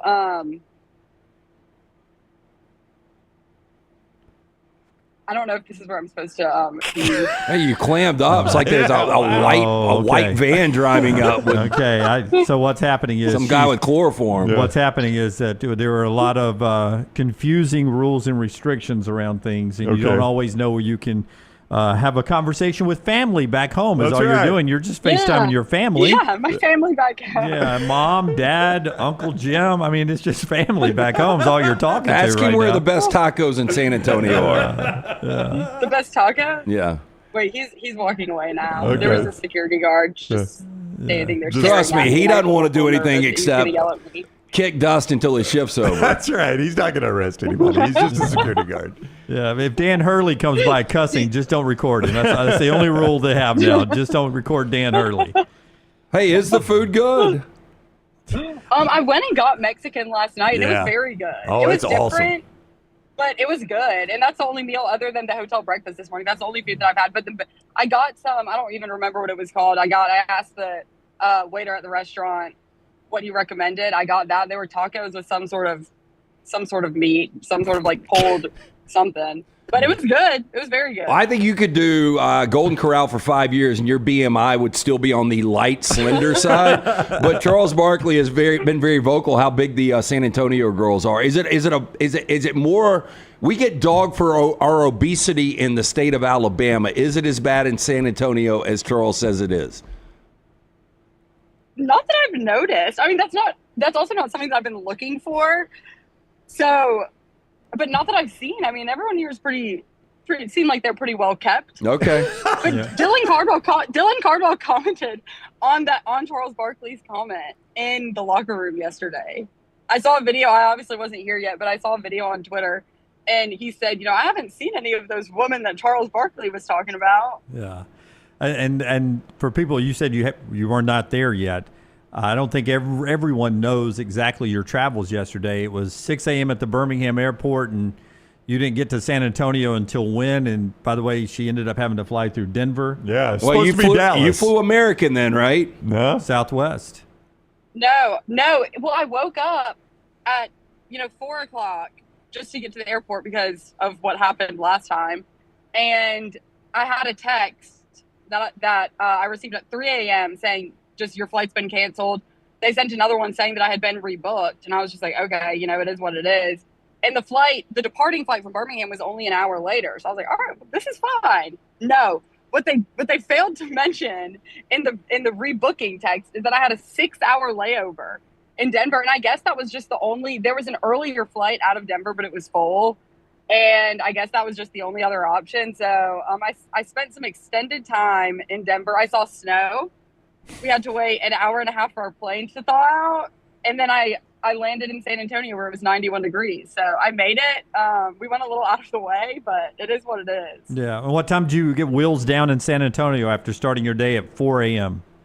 About 6 o'clock. About That's 6 not o'clock. bad. Yeah. Not bad. She had time to go get tacos with some undetermined meat in them that was pulled. But six Yeah. hours in an airport is never any fun. Brutal. When you're not expecting it. And I feel like I need to be on high alert because I'm traveling with a lot of electronic devices. And so my friends were like, just take a nap. And I'm like, take a nap? Like, that's just, and get mugged in my sleep? No. So I think that was my thing was I could have slept. I slept on the plane for an hour and woke up and we still hadn't departed. We were waiting on the de-icing. I mean, you're in the Denver area. It's not like you're in the 1920s train station overnight. But isn't there some sketchy stuff that goes on in the Denver airport? There's an urban legend about something that's buried under the Denver airport. I mean, there's a whole city I've never of heard this. there's a whole city of surface people that live under it. That's but right. Yeah, other than that, I mean, they would just take you. Yeah, Do you what know- are They're they not going to gonna rob do? you. Yeah. Tyler, what's the actual urban legend there? Do you They know? make you the queen of the underworld. Mole people. Yeah, that's What? Mole people. They live underground, and if you live underground for a long time, your pupils get real small because they don't let in as much, or they get real big rather. Because they're absorbing light, But they also are frightened by light, so you can really fight them off. with Well, just they your phone light. probably need a content creator, so you probably go down there and dominate. Yeah. They're Yeah, sure. the service probably isn't great. Wait, Lance, I'm floored that you don't know about this. I feel like this is something that you would have a lot of random knowledge about. The Denver airport. I've been there and I've had plenty of layovers. The but Denver airport underworld. I've never heard Yeah, this. you ought to look it up. Talking about the airport. Yeah. I missed out on that part. The conspiracy theory behind the airport is that it was made as a base for the Illuminati, and there's a whole subterranean, 100 floors deep. That's my point. And like a base for the elites to camp out during the end times and whatever. The elites. We're all going to go to the Denver airport. Yeah. Well, they ought to do a tour because everybody gets delayed in Denver, right? You got time to do it. Y'all come see our. Could walk those damn stairs 100 times. I could have done it yesterday. Yeah. But one other thing that I'm going to try and do. So if you look up here, there's the trophy. Yeah. That's there. I haven't walked up there yet, but after I am done doing all of the things that are taking place here today, I'm gonna just try and walk around, and I'll send a video out at some undecided time later this afternoon, just kind of setting the scene of what the city's looking like. Okay, so set your alerts. Set your alerts at Next Round Live for all social media. Taylor and Jim will have the basketball show post-game. Probably do some pregame stuff, too. Do y'all have a plan yet? It's all up to Taylor Korn. So set your alerts. We're on as Taylor's always. time. That's right. If we did a GoFund and we get up to, I don't know what the number is, for you to post or hang an Auburn jersey on the Alamo. Dunaway's rubbing his head, so I guess I need to hurry. No. I'm just wondering. But if you were to post the jersey on the Alamo, how much would it cost for you to do this? Wait, what do you tape it? Hang a jersey on the Alamo. Just get us a good picture of an Auburn jersey on the side of the Alamo. You're probably going to get arrested, but probably a federal crime. It could be a federal crime. Oh. Wait, then I probably shouldn't. Wait, why would I get arrested for that? Oh, Scott said maybe not. Everywhere. Scott said around Auburn did right it last now. night, so maybe they've already done it. Yeah. We're late to the party. Yeah. So, Oh, wait, yeah. Wait, I did see the Johni Broome jersey hanging. yeah. At the Alamo. If that's what he's talking about. No, we've already done I it. saw that. We got to come up with another gimmick. We'll have you swim the so entire length of the That's Riverwalk. off. Yeah, you can. Oh my gosh. Okay. Yeah, y'all come up with something and. $1,000. There's the jersey. That's not on the Alamo. Yeah, we need you to put it on the Alamo. But yeah, if you swim across Riverwalk, we got $1,000 for you. Got to get it on video though. Okay. Well, Rosie's walking up right now. I'm sure she'd be a happy videographer if I end up attempting one of these challenges. Yeah, Riverwalk, just a couple of parasites. I think you'll be fine. Yeah, you can live on that. Yeah.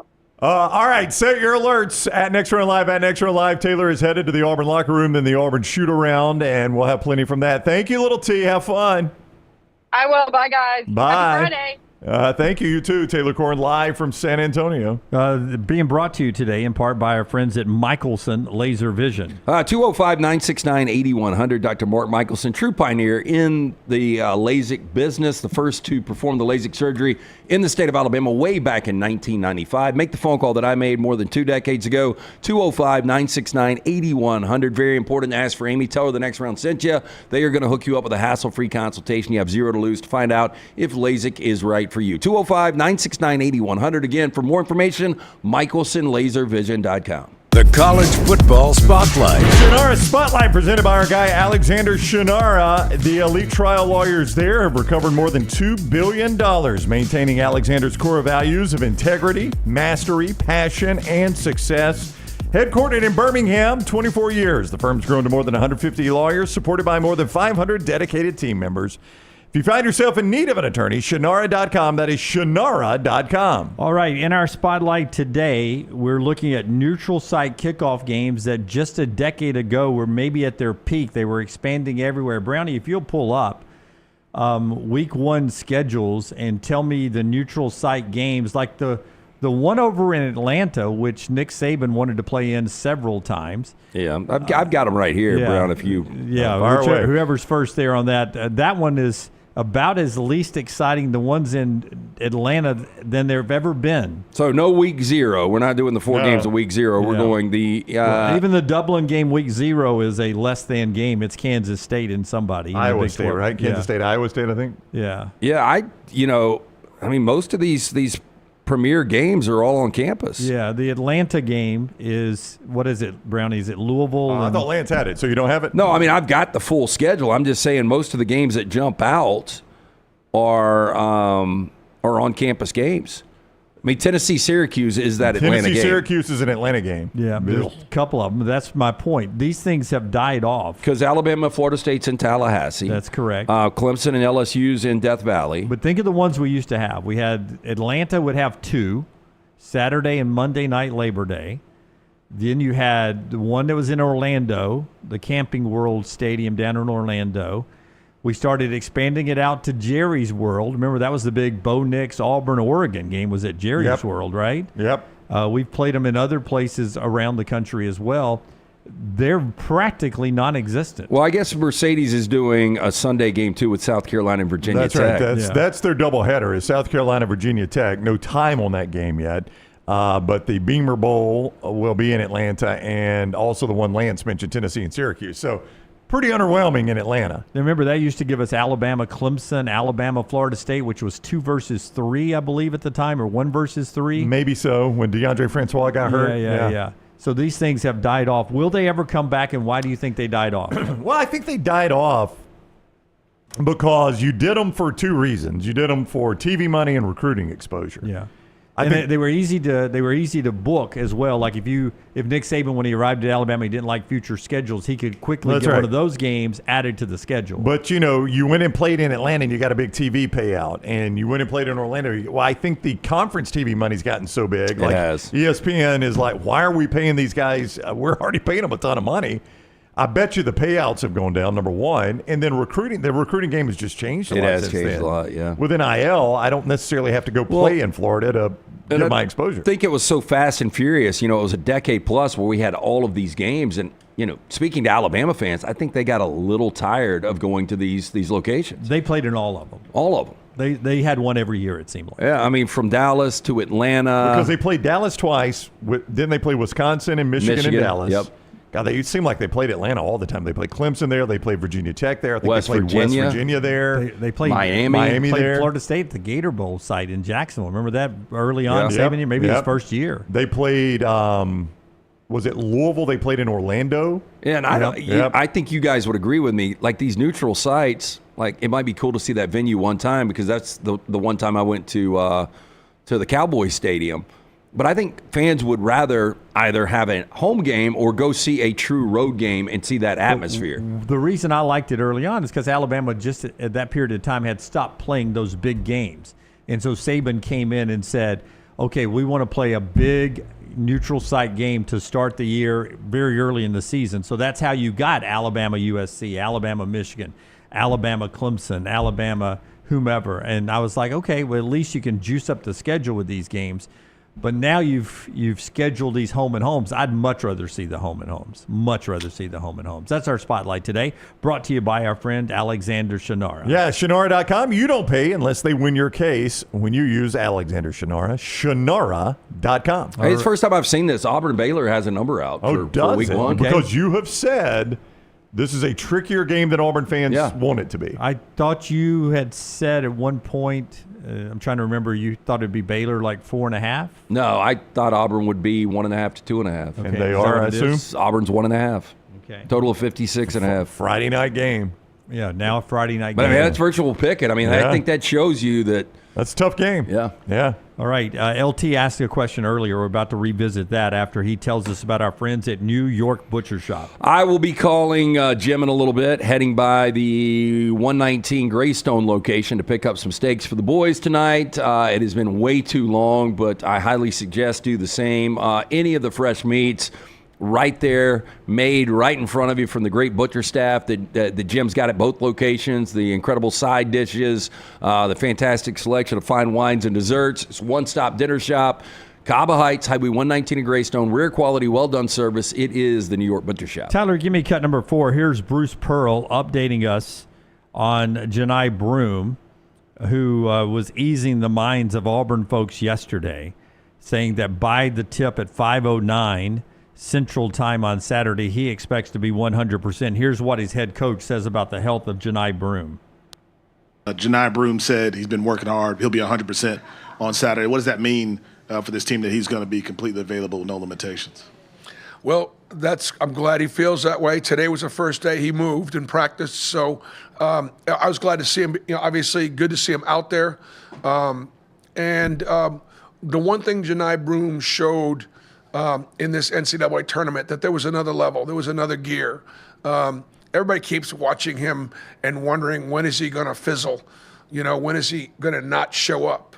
And he again managed to step up. He was 10 for 13 against Michigan State, and that was a huge difference for us. Now, look, Florida recognizes that, and Florida's bigs are a little bigger and a little bit more athletic than Michigan State's or Michigan's bigs. But Johni was the MVP of the South region, and we rode him hard, and we're going to ride him hard again on Saturday. Going to ride Johni Broome. You asked earlier. And I don't have an answer. Johni Broome, Cam Newton, best combo transfers of all time. There's a article today on ESPN.com, and it is titled "Johni Broome is chasing history with Auburn in the Final Four." But they did a sub-story to it. Johni Broome could be the most impactful transfer in college basketball history. And it just made me think, like, if they close the deal, I don't know who else you would put there. And for me, Cam Newton coming from Florida to Auburn, winning them a national championship might be the most impactful transfer in college football history. So, well, I've got a Sports Illustrated article that was done back in last March. They put Joe Burrow number 1. Okay. Yep. I mean, you can make that argument. Cam Newton, Joe Burrow, I got no problem. I mean, we talked about Cam Newton's season yesterday. I mean, the only other season that really rivals it is Joe Burrow in 2019. O.J. Simpson, number 3. First of all, I can't think of an LSU basketball transfer.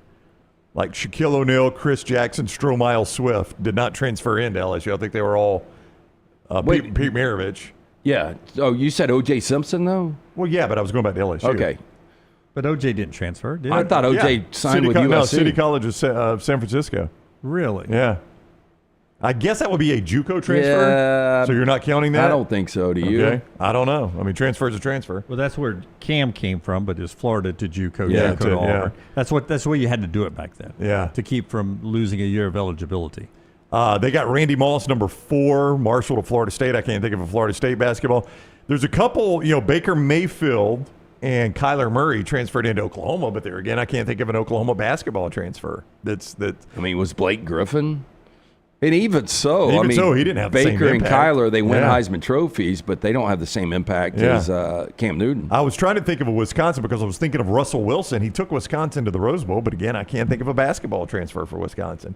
So when you start going through the football ones, there's not really a basketball one to match. I'll tell you, Bo Nix having the Auburn tie is one of the best transfers in football history. He really is. He had Oregon places, well, they've rarely been. Yeah, I will feel good. Final answer, Cam Newton, Johni Broome. I think you're right on that one.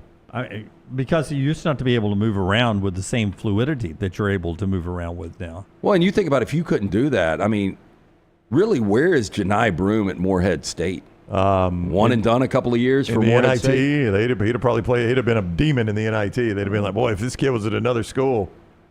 We probably never hear his name. Yeah. I would tell you this will be his 163rd career start. That's a lot. That's insane. It'll be Dylan Cardwell's 166th game, all at Auburn. Yeah. But not starting the majority of those, but the 163rd start for Johni Broome. It seems like we have this stat on quarterbacks every year now because I think Bo Nix for a minute had the most starts in college football history. I think he did, yeah. I mean, who was that guy in basketball?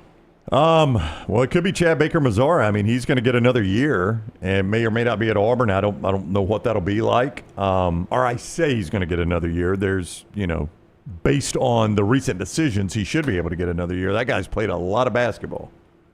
I mean, Johni Broome with that number right there, that's a lot of basketball. A lot of basketball. All right, when we come back, we'll keep hearing from Bruce Pearl, Todd Golden, still to come on the eve of the big game. Not quite to 24 hours, 5:09 this afternoon, about 24 hours away from that big showdown on Florida and Auburn to kick off a Final Four weekend, followed by Houston and Duke. Both those games on CBS, 5:09 is the Florida-Auburn tip here Central Time. And then Monday night, the winners play for the national championship, 7:50 on CBS Central Time for those. And Auburn hoping to be the first team from our state ever to make it to the national championship game and be just 40 minutes away from cutting down the nets. We'll come back on the other side of TNR show being brought to you by our friends at Bud Light. Easy to drink, easy to enjoy. Follow LT on Twitter at @TheLanceTaylor. I'm attorney Alexander Shunnarah, Alabama born, Alabama raised, and ready to fight for your rights. I have one of the largest firms in Alabama, and we are here to help you get the compensation you deserve. Call me, Alabama, 323-1000. No representation is made that the quality of legal services being performed is greater than those of other lawyers. The biggest and baddest track in NASCAR is Talladega Super Speedway, and it's ready to put on another amazing show in April. If you've never been to the Talladega Super Speedway, you have to check it out. This beast is 2.5 miles of nothing but pure speed and incredible action at every single turn. Don't miss the Jack Links 500 NASCAR weekend at Talladega Super Speedway, April 25th through 27th. Get your tickets now at TalladegaSuperspeedway.com. Don't miss the action. TalladegaSuperspeedway.com. Hey, Lance Taylor from the Next Round to tell you about one of our favorite places for breakfast, lunch, and dinner. That is Hamburger Heaven since 1982. Hamburger Heaven has been serving Birmingham's best hamburgers, cheeseburgers, French fries, hand-spun milkshakes, and sandwiches made fresh to order. All of their ingredients are fresh and prepared daily. This includes their beef, always fresh, never frozen, hand-pattied each and every day. For breakfast, lunch, or dinner, visit any of the 4 locations, Highway 280, Irondale, Gardendale, and Homewood. If you are a business that does a lot of printing, like a car dealership, mortgage company, real estate office, tax office, bank, school, or university, print more and spend less with ImageCraft. ImageCraft is located at 1151 Gadsden Highway in Trussville, just down from the Pinnacle Shopping Center, and online at imagecraft.net. They carry all the major brands like HP, Brother, Canon, Dell, Lexmark, Konica Minolta, Kyocera, Ricoh, Sharp, and Xerox. Shop in-store, mention TNR for a 10% discount. Shop online at imagecraft.net with coupon code TNR10. ImageCraft. Print more, spend less. Hey, for all of your IT and printing needs, reach out to our friends at Xerox Business Solutions. Look, I'm still one of those old school guys. I print my notes every single day for the show. If you watch the show here on the Next Round, you see all the notes in front of me. From day one, Xerox Business Solutions, they've been with us here at the Next Round.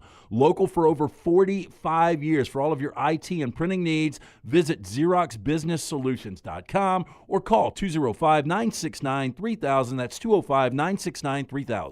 Celebrate the best time of year, tournament time with MyBookie.ag. Sign up right now, code NEXTROUND, and receive a 50% deposit bonus up to $1,000. Plus, a $10 casino chip. Tournament time is here, so enjoy it even more by playing along at MyBookie.ag. Bet anything, anytime, anywhere with MyBookie.ag. Use code NEXTROUND on your initial deposit for a 50% deposit bonus up to $1,000. Plus, $10 casino chip. Don't get caught by the buzzer. Sign up now at MyBookie.ag, code NEXTROUND. Looking to expand your business? Let the Next Round help you. Contact us, sales@nextroundlive.com, and be part of the team. Advertise your product to hundreds of thousands of potential customers on our ever-expanding platforms. The Next Round can take your business to the next level. Join our existing partners in the fastest-growing media space, both live and on demand, while reaching the most desirable audience for your business. Get more information by emailing sales@nextroundlive.com, and one of our team members will work with you to build a plan to take your business to the next level using the Next Round. It's bow time. Tired of choosing between sweet and savory? Why not have both? Introducing Bojangles' new chicken and bowberry waffles. The bold Cajun chicken filet you love, now drizzled with a bowberry honey glaze and sandwiched between two warm waffles. Which means your favorite meal of the day just met your new favorite dish. And lucky for you, it's served all day. But it's only here for a limited time, so try chicken and bowberry waffles at Bojangles today. It's bow time. I'm attorney Alexander Shunnarah, Alabama born, Alabama raised, and ready to fight for your rights. I have one of the largest firms in Alabama, and we are here to help you get the compensation you deserve. Call me, Alabama, 323-1000. No representation is made that the quality of legal services performed is greater than those of other lawyers. Jim Dunaway, Lance Taylor, Ryan Brown. Live from the Birmingham Racecourse Casino Studios, the next round, presented by Bud Light, is on now. Hey, listen, if you want to believe that Auburn basketball has fully exorcised all its demons from some years gone by, yesterday, Central Michigan fired Tony Barbie. Did not realize he was the Central Michigan head coach. He was the head coach, huh? I didn't know that either. By the way, I'm probably was some sort of contractual, like, excuse me, if you fire him after this date, the buyout drops. Yeah. You've kind of waited a long time for the end of the season to fire a guy. Weird time to fire him, to your point, yeah, right? but it was probably after April 2nd or April 3rd, the buyout drops by $1 million. We were doing one of our awesome remotes in literally a grass field outside of a tire shop when he got hired. That is correct. I think we all agreed, but man, this guy with the connection to John Calipari and World Wide West, had a lot of success. It was World Wide West was the key, right? Yep. Was he the one that you thought was going to be the most successful?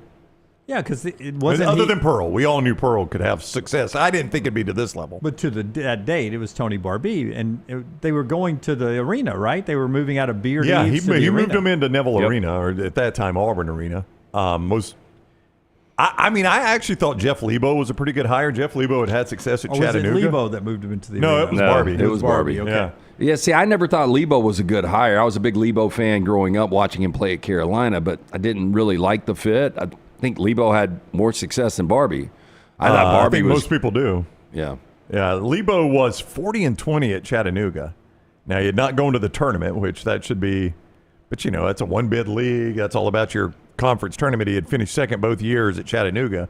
I just remember thinking, Lebo's one of the good mid-major guys. You're Auburn. Who are you going to hire? Right. You got to either hire an assistant from somewhere or a guy that's already coaching as a mid-major. And you had ties. I mean, you were trying to tie to North Carolina or trying to tie to Kentucky. You were trying to tie to somebody else's blue blood instead of just going with Bruce Pearl, who's created his own run there at Auburn. Boy, Tony Barbie, 49-75 at Auburn.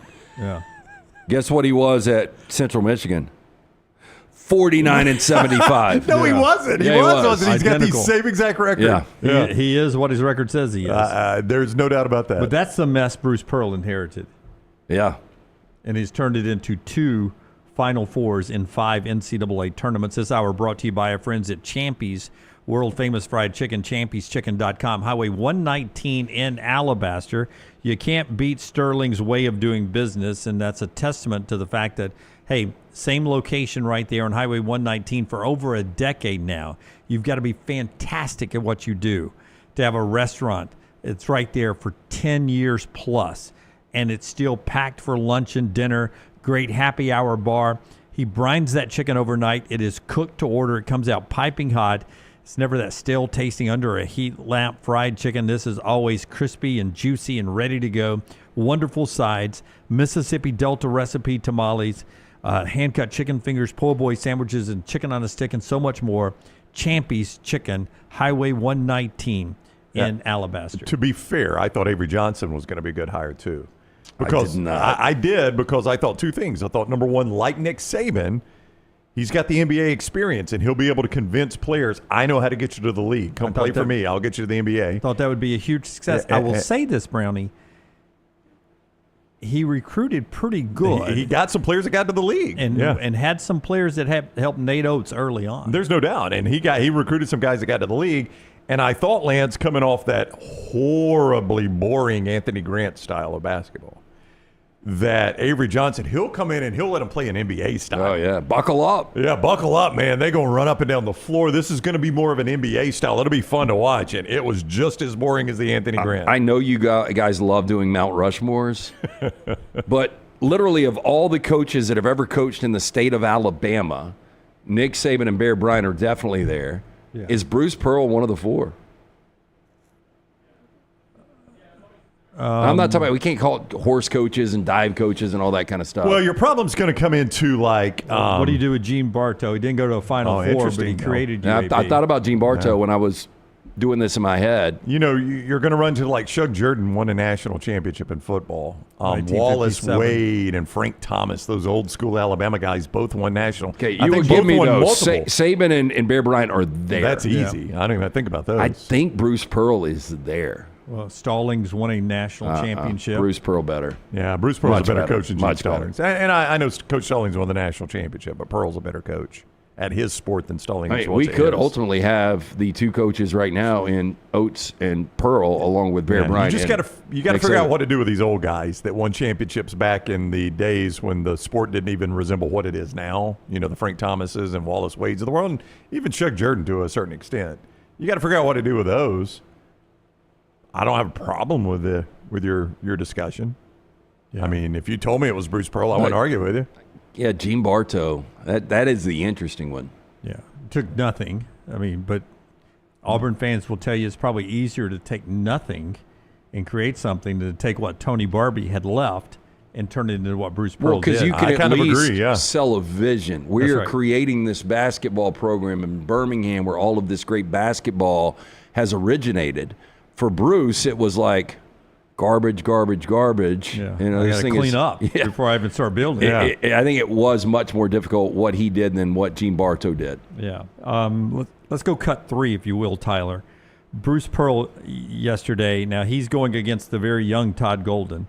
Kelvin Sampson's also going against the very young Jon Scheyer. So both of these are sort of the veteran versus the up-and-coming guy. Cut number three, Tyler, if we can. We're going to reset this here. Brought to you our sound today by our friends at NASCAR, Brownie. We'll go NASCAR fast with our sound. TalladegaSuperspeedway.com for the Jack Links 500 weekend, which is April 25th through 27th. All you will see is just bare white-knuckle racing. Every single turn, the fastest, biggest, baddest track in NASCAR. I say this all the time, and I don't say this for effect. In fact, Talladega didn't even put this in their copy and say, Brown, tell people this. I say this because it's true. If you live in the state of Alabama and you have never gone to one of the races at Talladega, you are just missing out. I don't care if you're a NASCAR fan or not. The people watching is unmatched. The sound, the speed, just the show they put on is incredible. April 25th through 27th, do it now. Jack Links 500 weekend, TalladegaSuperspeedway.com. That is TalladegaSuperspeedway.com.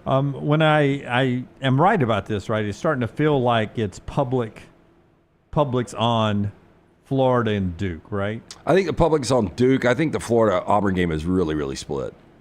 So Public's 50-50 on that. All right. Let me know. Give me a thumbs up if that's good to go, Tyler. Nope, still not. All right. So Public's going to be on Duke. So here's the way I think this thing will. Is it Public on to cover, or do you think it's enough for Houston to win that game? Oh, I think it's enough for Houston to win the game. Okay. I'm probably going to tell you I'll probably be on both dogs here, But even if Houston beats Duke, whoever wins this Florida-Auburn game will be where everyone will gravitate. Dogs to win or dogs to cover? Like, you think Houston's got a shot at beating Duke? Well, the numbers, yeah, I think they've got a shot. The numbers are so close that if you're on them, they could actually win the basketball game. But what I was going to say is whoever wins, if Duke wins, Duke is going to be probably the team that everybody's going to play on Monday night. But if Houston is to upset Duke, I do believe the public will be on the winner of Auburn, Florida to win the national championship, and I think that game is going to be a virtual pick. Here is Bruce Pearl on the age difference and the career difference of the two semifinal games on Saturday. You know, the only way I look at it is Kelvin and I have fewer chances to get where we are right now, whereas Jon Scheyer and Todd Golden will be back here many more times. So Kelvin and I better take advantage of it this time. Because we're clearly on the back nine. I'm not on the 18th hole yet, but we're getting closer. And so, Todd and John don't give up anything in experience. They just give up a little bit, and they don't have as much gray hair, and they may not have been beat down as much as Kelvin and I have been over the years. I will tell you this: we saw this with Nick Saban often, many times, that there were times he would look older, looked his age. But then there were times when they were having great years or in a national championship setting or afterwards, you were like, man, he looks younger. He looks, almost like he did when he first showed up on College game day. He looked refreshed and young again. Bruce looks years younger than he did when they had lost 3 or 4 at the end of the year. Well, he's going to be tough to gauge because of his energy. He's never not going to have energy, and that's, maybe he's cryptic there saying, I'm not on 18 yet. I still will stick with it. I have got a feeling this is going to be it for Bruce Pearl. I've never been told anything. I've just got that gut. But even if he does it 4 or 5 more years, I think he would die with energy, if that makes any sense. He's just wired like that. Like Nick Saban, nobody believed he was going out. He just lost in overtime to Michigan, the team that won the national championship. You actually believed he was going out. Yeah. You said it all season, much like you've done of late with Pearl, that you thought this was going to be Saban's last season. You were right. Just to put in perspective, and I've got the numbers. We mentioned this yesterday. 797 wins for Kelvin Sampson. 706 wins for Bruce Pearl. They have combined for 1,500 wins, and neither one of them's even coached for a national championship yet. To put in perspective how difficult it is just to coach for one in college basketball. And by the way, Kelvin Sampson's been at good programs. Yeah. Oklahoma's got Final Fours. So what is their combined wins? 1,500 Indiana's got roughly? Final Fours. Houston had Final Fours before he got there. So he's actually coached at good programs. Like Pearl has not coached at Final Four programs. Tennessee's never been to one, and Auburn hadn't before he got there. I mean, he's won enough NCAA tournament games, Sampson has, to win 5 national championships. Because you got to win 6. That's right. And he's won 30 of them. Yeah. So to win that many NCAA tournament games and not even play for a national championship, it's crazy. It tells you that it's hard to do. Did you say combination 1,500? 1,500. Sampson's at 797, so he's basically at 800. Pearl's at 706. What is a great year of basketball? 30 wins? That's a great year. That's a great year, yeah. That would be 50, 30 win seasons. And they've neither one of them has coached for a national championship. That just, it underscores how difficult this actually is to do. What did Fuhrman say the last time both dogs played for the national championship on Monday? I don't remember. He said it had been a long time. I can't remember I'm not going to be surprised if we get both dogs playing for it. That would be good for you. Yep. That keeps you from getting tan. I don't even want to talk about that. Cut number 8, Tyler. Todd Golden. You've always wanted to get a spray tan. I have not, but Dunaway gets tan natural. When golf season, Dunaway gets a good tan. Cherokee Indian. I know. Got that Indian blood. By the way, I seriously doubt that. It's going out of business. What is? 23andMe. Oh, I bet I know why. Oh, yeah. Oh. They've had all kinds of data leaks, haven't they? People have been killed. Families have been busted up. Oh, so I just heard they were going out of business. Is that why? I haven't heard that, but there's affects it. But I believe they declared bankruptcy. Well, there's an underbelly. Well, now it also almost everything ends up being a conspiracy this day and age. But there was also, Tyler, if I'm not mistaken, the conspiracy that this was actually a government grab of your DNA data, right? That I have heard that theory before, but I haven't seen anything. I became convinced traveling last week that you can never disappear in today's society. No, you cannot. Not at all. Because, I think there was a time where I could take because of the eyes. We do the retina thing now. Yeah, I mean, I could have taken your ID. You could have booked a ticket. I mean, back in the day, TSA was doing this. I could have taken your ID, gone to Costa Rica, created a whole new identity. I mean, you can't do it now with the eyes. My wife pointed out, I was unaware of this, that Tommy Tuberville, Senator Tuberville, is trying to push legislation to actually disband the TSA. Because his point is, I don't think they've kept up with technology. Like, they're looking for all this stuff that hijackers used 20 years ago, because they apparently did like these blind tests, and they tried to push through fake explosives, and they got them through like 95% of the time. They're like, Tuberville's like, it's ineffective and it's just wasting people's time. We've got to find more effective ways to do this, and the TSA is just a bloated organization. Naked airline. You can't take a bag on. You can't wear clothes. Yeah. Everybody comes straight in. I've said it before. I would have no problem that you had to go and put on, government-issued jumpsuits to board planes. Do you know how many people fly every day? Do you know how long that would take? Think TSA backed up now? Can you imagine that? I know. Yeah. Sir, you are not in your government-issued jumpsuit. Well, I mean, you'd have to walk into a changing room and... I stand behind people. It takes them 3 minutes to take the shoes off. For instance, we're TSA pre-check.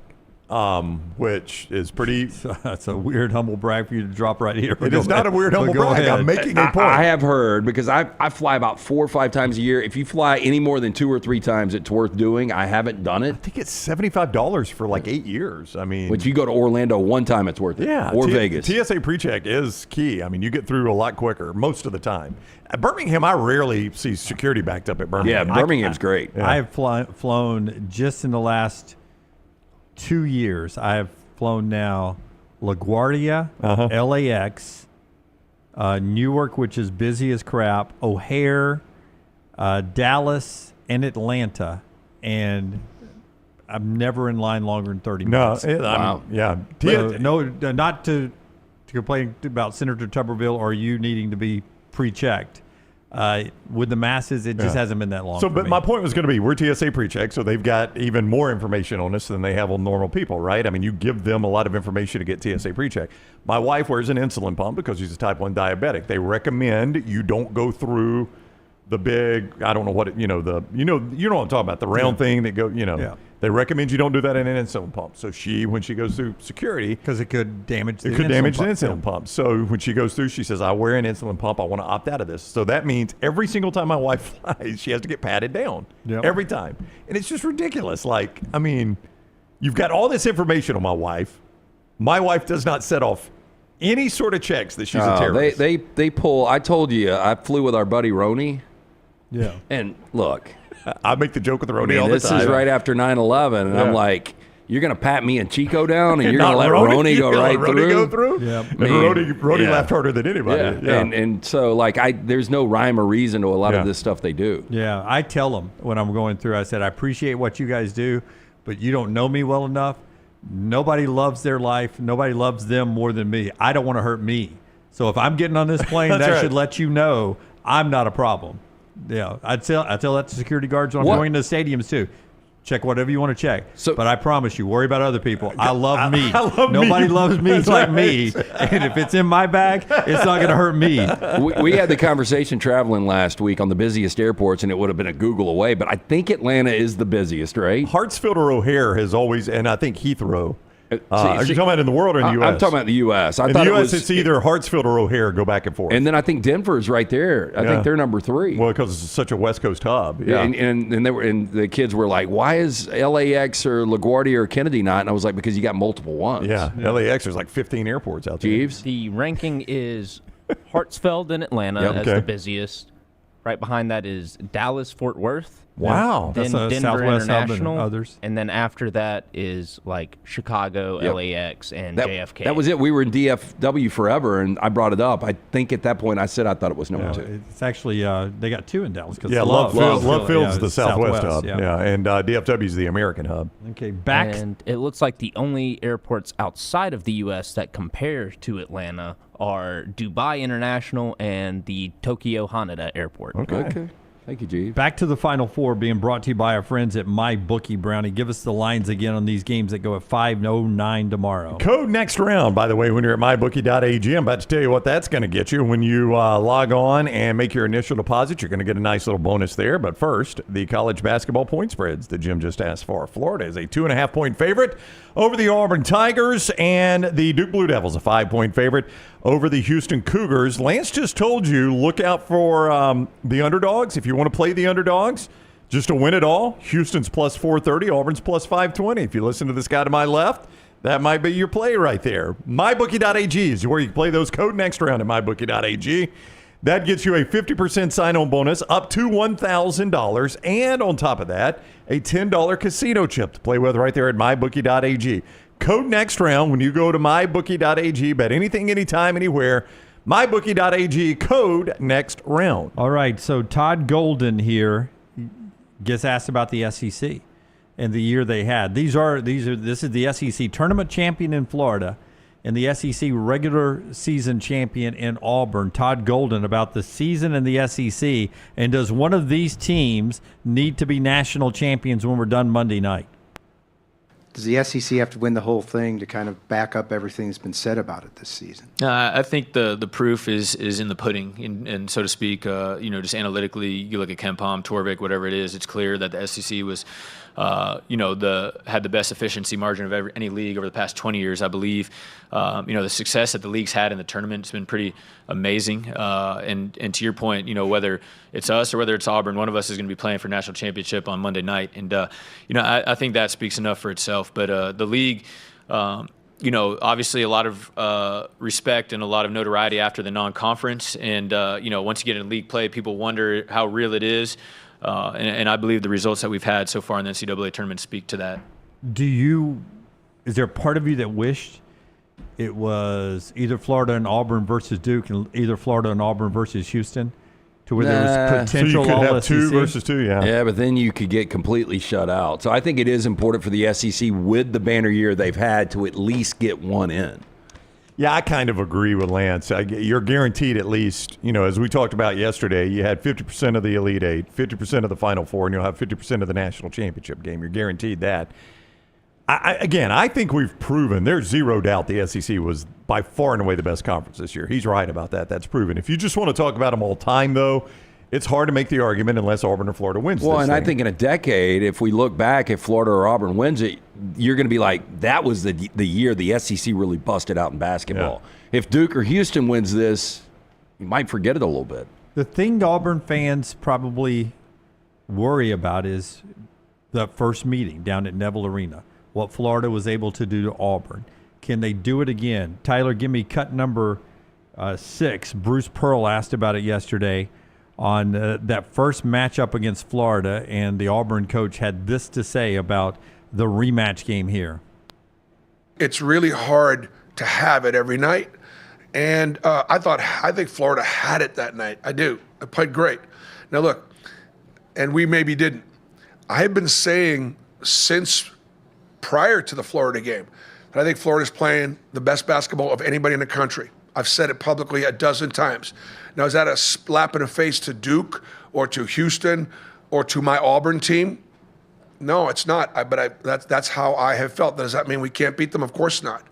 But Florida, I felt that way going into the game. And then in the game, they showed us that. They were better than us, and we were the number 1 team in the country. So I don't know that we've improved that much.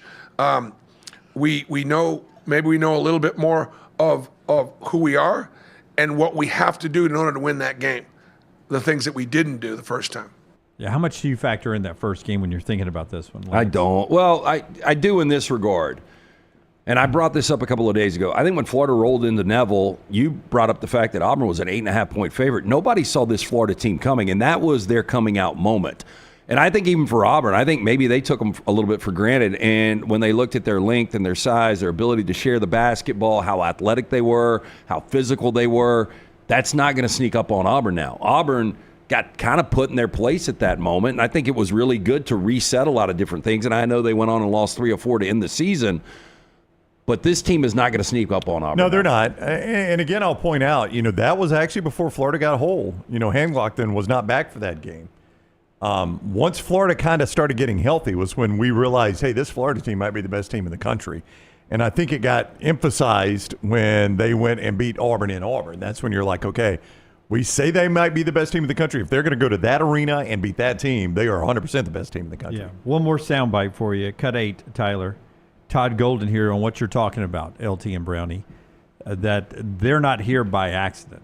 And they were projected to be really, really good. Auburn and Alabama stole all the headlines in the preseason and for most of the year. But Florida was projected to be really, really good again anyway. And here's Todd Golden. Again, the two things I point to is our team's maturity and our belief. We've had a great season. We won 34 games, and you don't do that by accident. I think our guys understand and know, that when we're at our best, we are one of, if not the best team in college basketball. And, our guys have put in the work. We didn't make it here by accident. We earned the opportunity to be here and to compete. And our guys enjoy doing that on a nightly basis. So, I think they understand what's at stake, but at the same time, they want to enjoy being here and enjoy the fruits of the labor that we've had all year. I do think one of the narratives Monday night is going to be if Florida or Auburn finishes the deal and wins the national championship, would they be considered one of the best teams in college basketball history? I know that sounds crazy. Well, if you consider how good the SEC was. And that, because I think we kind of talked about this with Auburn before they lost 3 or 4. Maybe we're sleeping on this as one of the best regular season teams we've ever seen. Yeah. Yeah, but when they, like you said, when they lose to Alabama at the end of the regular season, A&M a couple games before that, and they don't win the conference tournament, you kind of lost that argument there. Yeah, but again, the metrics that haven't been around forever, Ken Palm will tell you these are some of the best teams, not just this year, but also in college basketball history since they've been keeping up with that metric system this century. And you would put on top of the toughest schedule that Auburn has played with all those wins, the toughest conference and pre-conference schedule, all those wins, and then an NCAA tournament that had them in a Final Four with the other number ones. You'll have to put them in the conversation, whoever wins it on Monday night, to being one of the best teams of all time. We'll talk more about that at the end of the show. When we come back, we got trash for you today. The show being brought to you by our friends at ImageCraft. Brownie, the brackets are done, but the printing for car dealers and others never ends. What if you're a tax office? These next couple of weeks, you're going to burn that printer up. Car dealerships, tax offices, schools, pharmacies. You print a lot, you go through a lot of expenses and printer and copier supplies. Well, ImageCraft wants you to print more but spend less. They've got all the major brands, HP, Brother, Canon, Dell, Lexmark, Konica Minolta, Kyocera, Ricoh, Sharp, and Xerox. They offer free same-day delivery on all in-stock items of the Birmingham Metro. And if you're outside the area listening to us, they'll ship free outside the area. Just shop right there at imagecraft.net. While you're at imagecraft.net, use code TNR10 and save 10%. If you want to visit them in person in Trussville, just down for the Pinnacle Shopping Center, right there on Gadsden Highway, you save 10% if you mention the next round there. Print more, spend less with ImageCraft. Start right there at imagecraft.net. That's imagecraft.net. Trash is next. Follow Brownie on Twitter and Instagram at Ryan Brown Live.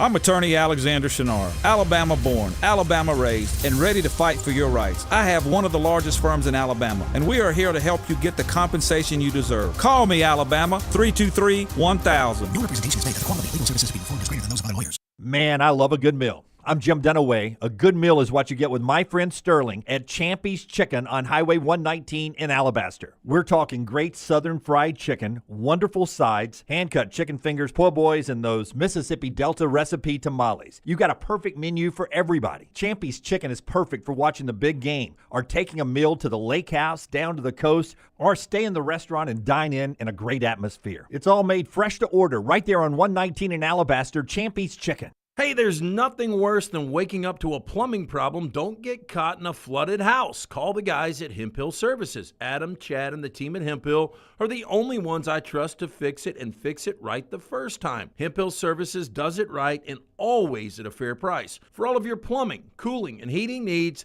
Trust the name that Birmingham has trusted since 1954. That is Hemp Hill Services. Call now, 205-229-2090. That's 205-229-2090. Think about the best summer nights of your life. How many of those were in a great t-shirt? Visit nextround.store to get the perfect t-shirt for the next perfect Southern night. Nextround.store. The memories are waiting. Twin Peaks is the best in the game. Here, you're in the red zone for every college rivalry and divisional matchup all season long. I mean, where else are the scenic views as good as your view of the game? Only at Twin Peaks, the #1 sports bar. What a great time of year to be online with our friends at MyBookie.ag, MyBookie.ag, where right now you get a major current sign-up bonus. A 50% deposit bonus up to $1,000, plus a $10 casino chip when using the code NEXTROUND. That's code NEXTROUND. We're talking about all the madness of March, the NBA playoff race, the start of Major League Baseball, and it's all for you right now online when using the code NEXTROUND. Go sign up today, MyBookie.ag, code NEXTROUND. If you are a business that does a lot of printing, like a car dealership, mortgage company, real estate office, tax office, bank, school, or university, print more and spend less with ImageCraft. ImageCraft is located at 1151 Gadsden Highway in Trussville, just down from the Pinnacle Shopping Center, and online at imagecraft.net. They carry all the major brands like HP, Brother, Canon, Dell, Lexmark, Konica Minolta, Kyocera, Ricoh, Sharp, and Xerox. Shop in-store, mention TNR for a 10% discount. Shop online at imagecraft.net with coupon code TNR10. ImageCraft. Print more, spend less. Storm season is here. Make sure you have a plan of action in place right now. Greg from Pell City and Storm Restoration Roofing should be your first call when storms hit. Insurance companies love working with Storm Restoration Roofing because of Greg Nelson's name and reputation in the industry. When storms hit, call Greg Nelson. He's local, 205-542-3531. He's the home of the free no-cost roof inspection. Greg from Pell City on Facebook, 205-542-3531. It's Storm Restoration Roofing. As we all know, there's no off-season when it comes to college football. If you want to stay in the know with all things Alabama, join us over on covercrimson.com and get $25 off your annual subscription. We'll keep you up to date and give you exclusive content all the way to the first Saturday of football season on covercrimson.com. All right, Auburn fans, I want you to become a member of thebarnauburn.com and join in on the fun. Whether it's recruiting discussions, off-season chatter, or the latest Auburn athletics news, we've got it all. Get $25 off your annual subscription when you sign up for your account at thebarnauburn.com today. War Eagle. I'm attorney Alexander Shunnarah, Alabama born, Alabama raised, and ready to fight for your rights. I have one of the largest firms in Alabama, and we are here to help you get the compensation you deserve. Call me, Alabama, 323-1000. Your representation is made that the quality of legal services being performed is greater than those of other lawyers.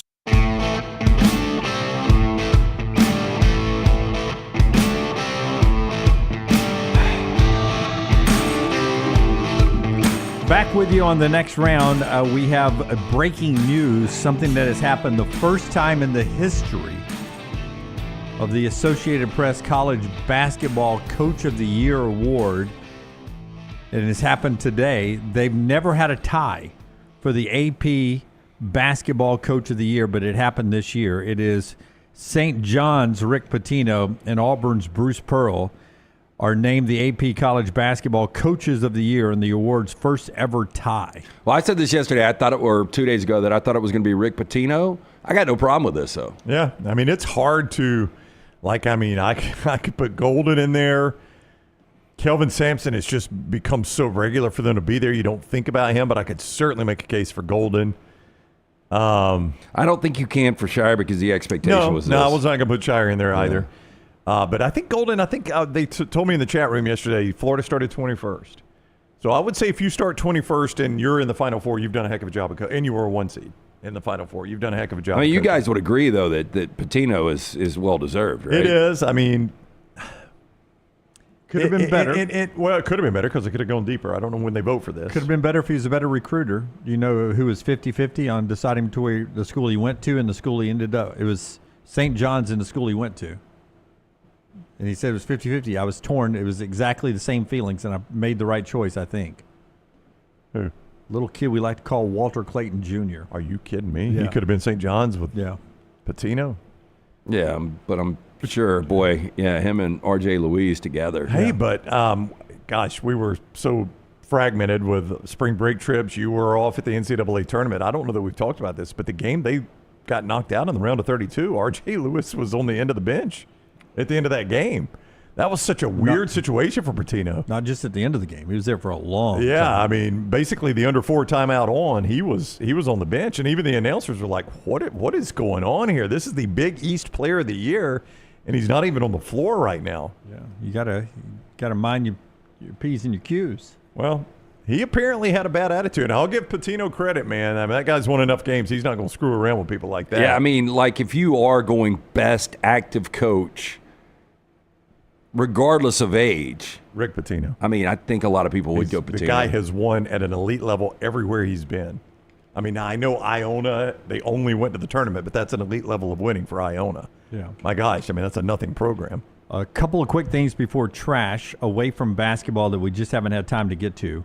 Some of it is actually basketball, so I won't say away from basketball. Our friends at Woodhouse Day Spa bringing you part of the show today, LT.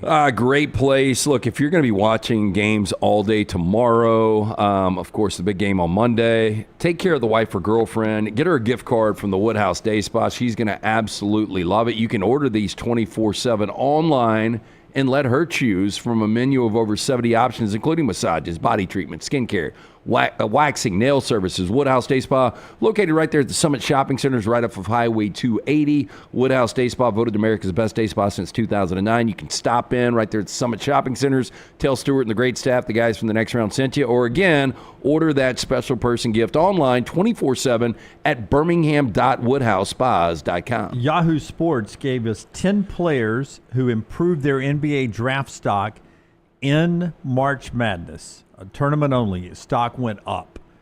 Johni Broome was around number 10 on this, from the 52nd pick in Yahoo to the 46th overall pick. That's Broome. That's what Broome is? That's Broome. Yeah, I thought still second round. The production was great, but again, if you go back and watch a Michigan game, I know the numbers were there, but I thought there were a lot of things that jumped out on why he's going to struggle at the next level. Tahaad Pettiford's draft stock hasn't changed since the tournament started. Near the end of the first round, early second round. Well, it'll change. If y'all weren't with us earlier in the show, his coach said he was 5'11". If he goes to combines or visits and gets measured under 6 foot, there are a lot of NBA, as crazy as it sounds, there are a lot of NBA franchises that won't even look at him under 6 foot. There is one player, and he was 2 on this list, that changed his stock from second round to now first round, approaching the late teens. He's now in early 20s. And who do you think it is? Well, I do think Thomas Houck, I don't think he's going to be projected that high. I think he made himself a lot of money. If I said I would go the Milos Uzan kid from Houston. He's number 1. He's improved himself the most. More than anybody? Yeah. This guy is number 2 on the most improved list according to Yahoo. LeBaron Philon from Alabama. Now projected, according to Yahoo Sports. Late first? Almost as high as 20 on some boards. Again, if I'm Philon, I think it comes down to a big decision. I think I'd come back. I really would. I think I would too, because I think Philon becomes maybe the alpha for Alabama. I think I could play my way into the lottery, maybe. I think you could too. Yeah. And make plenty of money at Alabama. Yeah, maybe Philon makes 7 figures, come back, play his way into the lottery. But if I'm 20th in the first round, that's a guaranteed contract. It is, but it's not a guaranteed lottery contract. And I could potentially get that by coming back. But if I am guaranteed 20th, I probably come out. But you're not guaranteed. That seems to be the ceiling. Yeah, I do feel like that's probably ceiling. And Florida could be out of the first round, and now I've made a huge error. Yeah. So that's one basketball. I'm sure Alabama fans are pulling for Philon to come back. I mean, he's another one I'd be interested in his actual combine height. Like, we think he's more like 6'1" or 6'2", don't we? Oh, I think he's a little bit bigger. Dunaway, did you stand next to him to interview him? Yeah, he's a tad taller than me. Well, I hope he's more than a tad taller than you if he's going to play in the NBA. Yeah. No offense. He's a tad taller than me. So you're really talking like an inch taller than you. So he might be 6 feet. Like if you tell me he's 6'1", I'll have to go back. Well, I'll tell you what. Sitting down a lot, I would kneel down to interview him, but I think I stood beside him one time, and he's not As long as he's 6'1" or over, he should be okay. The media guide's listed at 6'4". I mean, if they list him at 6'4". They list him at 6'4". He's not 6'4". Okay, but He's even not if you, 6'4". what is the most you're going to give somebody? He's got to be 2 inches, right? Yeah, so he's probably 6'2". What are you doing? I mean, he's no taller than this. He can't be. I mean, that'd be 6'4", you think? Were you wearing your platforms, though? I did have boots on one day. Boots? And was he barefoot? Dress shoes the other day. Yeah. He could have been barefoot every time. What is that? How much taller is that to me? I mean, that's like me, I'd go maybe. that's about 6'3", 6'2", 6'3". What are you, Lance, 6'3"? Right at it. Okay, so now go another, Lance is 6'3", so go another inch over Lance's head with your hand right there. Okay, but that's where he is. So he's probably I'm telling 6'2". you. Yeah, I mean, that's about right. Yeah. Media guide's probably 2 inches. I mean, most media NBA guys. is much more scientific than what I'm doing right now, though, right? Yeah, I do believe. I don't think they got some right? random dude holding his hand up. No, By memory. they mark it on the wall. But what we By are memory learning from a blur of Cleveland and Newark. is one thing that will never change, even with technology, is people are going to fudge. For guys, it's height. For women, it's weight. Yep, and there's no doubt. I mean, media guides have done it for years, and it's normally 2 inches. You see a guy listed at 6'4", he's probably 6'2". Yeah, going back to Pettiford. And 6'1". Bruce Pearl saying 5'11". Bruce Pearl says 5'11". Couple of crazy things here before we get to trash. One of them is there's a fight over the number 8 and who has the rights to the number 8, which I think the number 8 should be one of those things that nobody has the rights to. Well, it should be all of ours. Yeah, I would go with the count on Sesame Street. Lamar Jackson is suing Dale Earnhardt Jr. and Troy Aikman. Kobe Bryant. Yeah. Troy Aikman and Dale Earnhardt Jr. Lamar Jackson has Era 8. He has rights to the number 8 with his merchandising. Dale Earnhardt Jr. has applied for trademarks to the stylized number 8 for his race team. Kind of the one that leans the back. Sort of speed Yeah, 8. you don't get a number. You don't. Troy Aikman. He's got a beer. He's got a beer 8. 8 beer. Yeah. Well, TB12. Think Tom Brady's got a lot of things with the number 12, but there's been a lot of great 12s. But you got to have the TB in the front of that. You know, I can give you TB12 because that's Tom Brady. It's not just TB, 12. Yeah. But go read everything. There's a fight for the number 8, and its use in business. And you've got Lamar Jackson, Dale Earnhardt Jr., and Troy Aikman all fighting for the use of the number 8, which I think should be free to all of us. Well, I mean, I'm with Lance. I don't see how you can trademark an 8. Now, the stylized, as you said, 8 of Dale Earnhardt Jr., that's different. I could see that. But other than that, Braves home opener tonight. Heavy favorites for the Braves to beat the Marlins and finally get their first win of the year. The Reds set history. Since 1960, no team has lost 3 straight 1-0 games. The Reds have lost 3 straight games 1-0. That's good pitching pitching. good, Yeah. hitting sucks. Well, right. you know how many innings they've gone without a run now? the Reds? I mean, At least 27. 28. 28. You know, so if you're a Braves fan, it could be worse. I was going to ask you guys in Truist tonight, if they lose this game, do you get booze? Yes. Yeah, I think so. Yes. Freddie Freeman, by the way, on the disabled list, injured list, 10-day injury list dated back to Monday for a shower mishap that injured his ankle, twisted his ankle. Should not be long-term. They expect him to be okay. You ever get in the shower right after your wife cleans it? And it's slippery? And it's slippery? Yeah. I've done that before, and that first step, that foot will come out from under you. That could be a bad injury. Finally, our Champies, I don't believe it'll happen, but I got to tell you anyway, moment of the day brought to you by Champies Chicken. Favorite part of the show. Highway 119 in Alabaster. Go see Sterling and the crew right there. Champies Chicken, champieschicken.com. Destination lunch location. Great for happy hour and date night as well. Highway 119, Champies Chicken. There is one NFL franchise whose lease of their stadium runs out on June of 2026. So technically, this could be their last season to play in this city if they chose to do this. Right now, they are not signed on to. They have a series of options of 2-year leases for the next 5 or 10 years, 5 2-year leases. But if they want to. Is this surprising? It was to me. It's an NFL team, so that's surprising to me that you would let it get to this point. Also, it's a relatively new stadium. Relatively new. Yeah. So you've seen who it is. I think I've seen the team, yeah. You want to take a guess at who it is? I will go with the Houston Texans. That would be surprising because they've had stadium issues in the past. Brownie, tell them who it is. I think I saw it was Cincinnati, right? The Cincinnati Bengals. could leave Cincinnati if they chose to do that. The lease runs out in June of 2026 before the 2026 football season. They say, obviously, we are aware of that. It is our option. We are hoping to either get more money to revamp the stadium that was built in 2000. Yeah, I said relatively new. It was 25 years old. That television market size, it can't be small. big. It's not huge. Small. Yeah, it's not huge. I mean, it's in the top 50, but it's not in the top 30, right? I would guess for sure Cincinnati, Northern Kentucky is a very populated area, which gets that as well. But I would I'm think going to say it's 36th. Columbus and Cleveland are going to be bigger. Columbus is bigger and Cleveland is bigger, yes.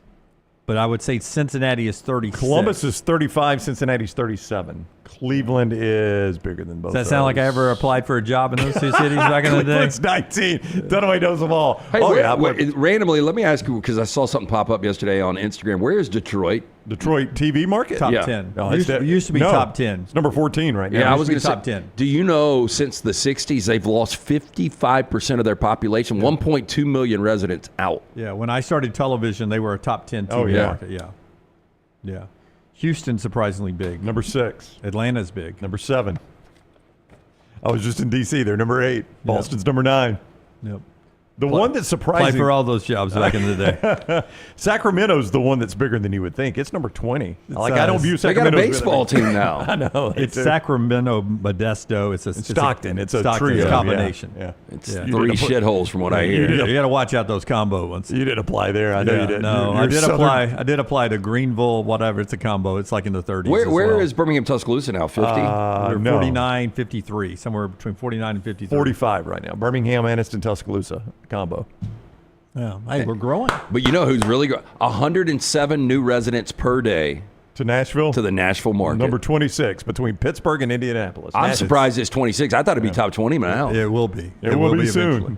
Yeah, when it absorbs half of Alabama, it will be.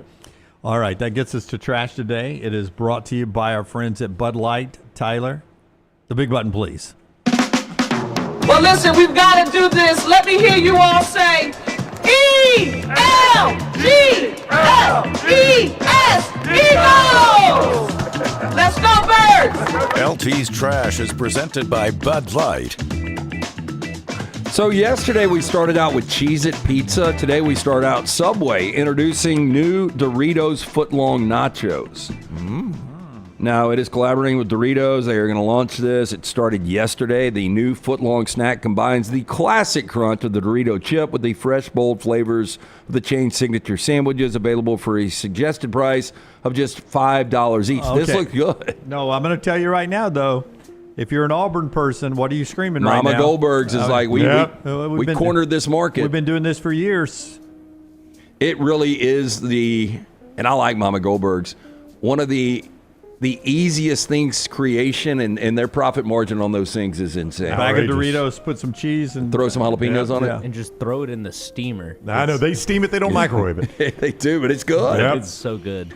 So more specifically, the Doritos footlong nachos feature the classic Doritos nacho cheese flavored chips layered with Monterey Jack, cheddar cheese sauce, topped with spicy jalapeno slices, diced tomatoes, red onions, and finished with the zesty Baja Chipotle sauce. They do put a little bit more into this.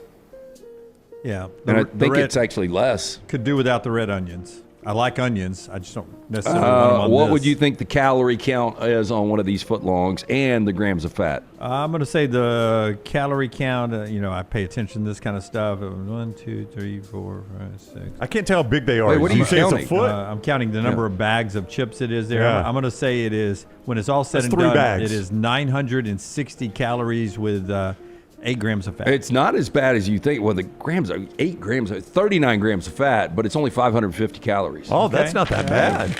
For that many Doritos? That is per serving, and it did not say how many servings That's where were they get in you. a foot-long Dorito. How disappointed do you get when you're buying a snack at this convenience store and you're like, it's only 180 calories. Oh, that's 4 servings of 180 calories. Or you stop and get like a sweet tea or some other kind of soft drink, and then you look at it, it's like, oh, that's a lot of sugar. You just got to figure out a way to work it off, because it ain't worth looking at. Florida man in his underwear was arrested for allegedly destroying a sales kiosk at Walt Disney World.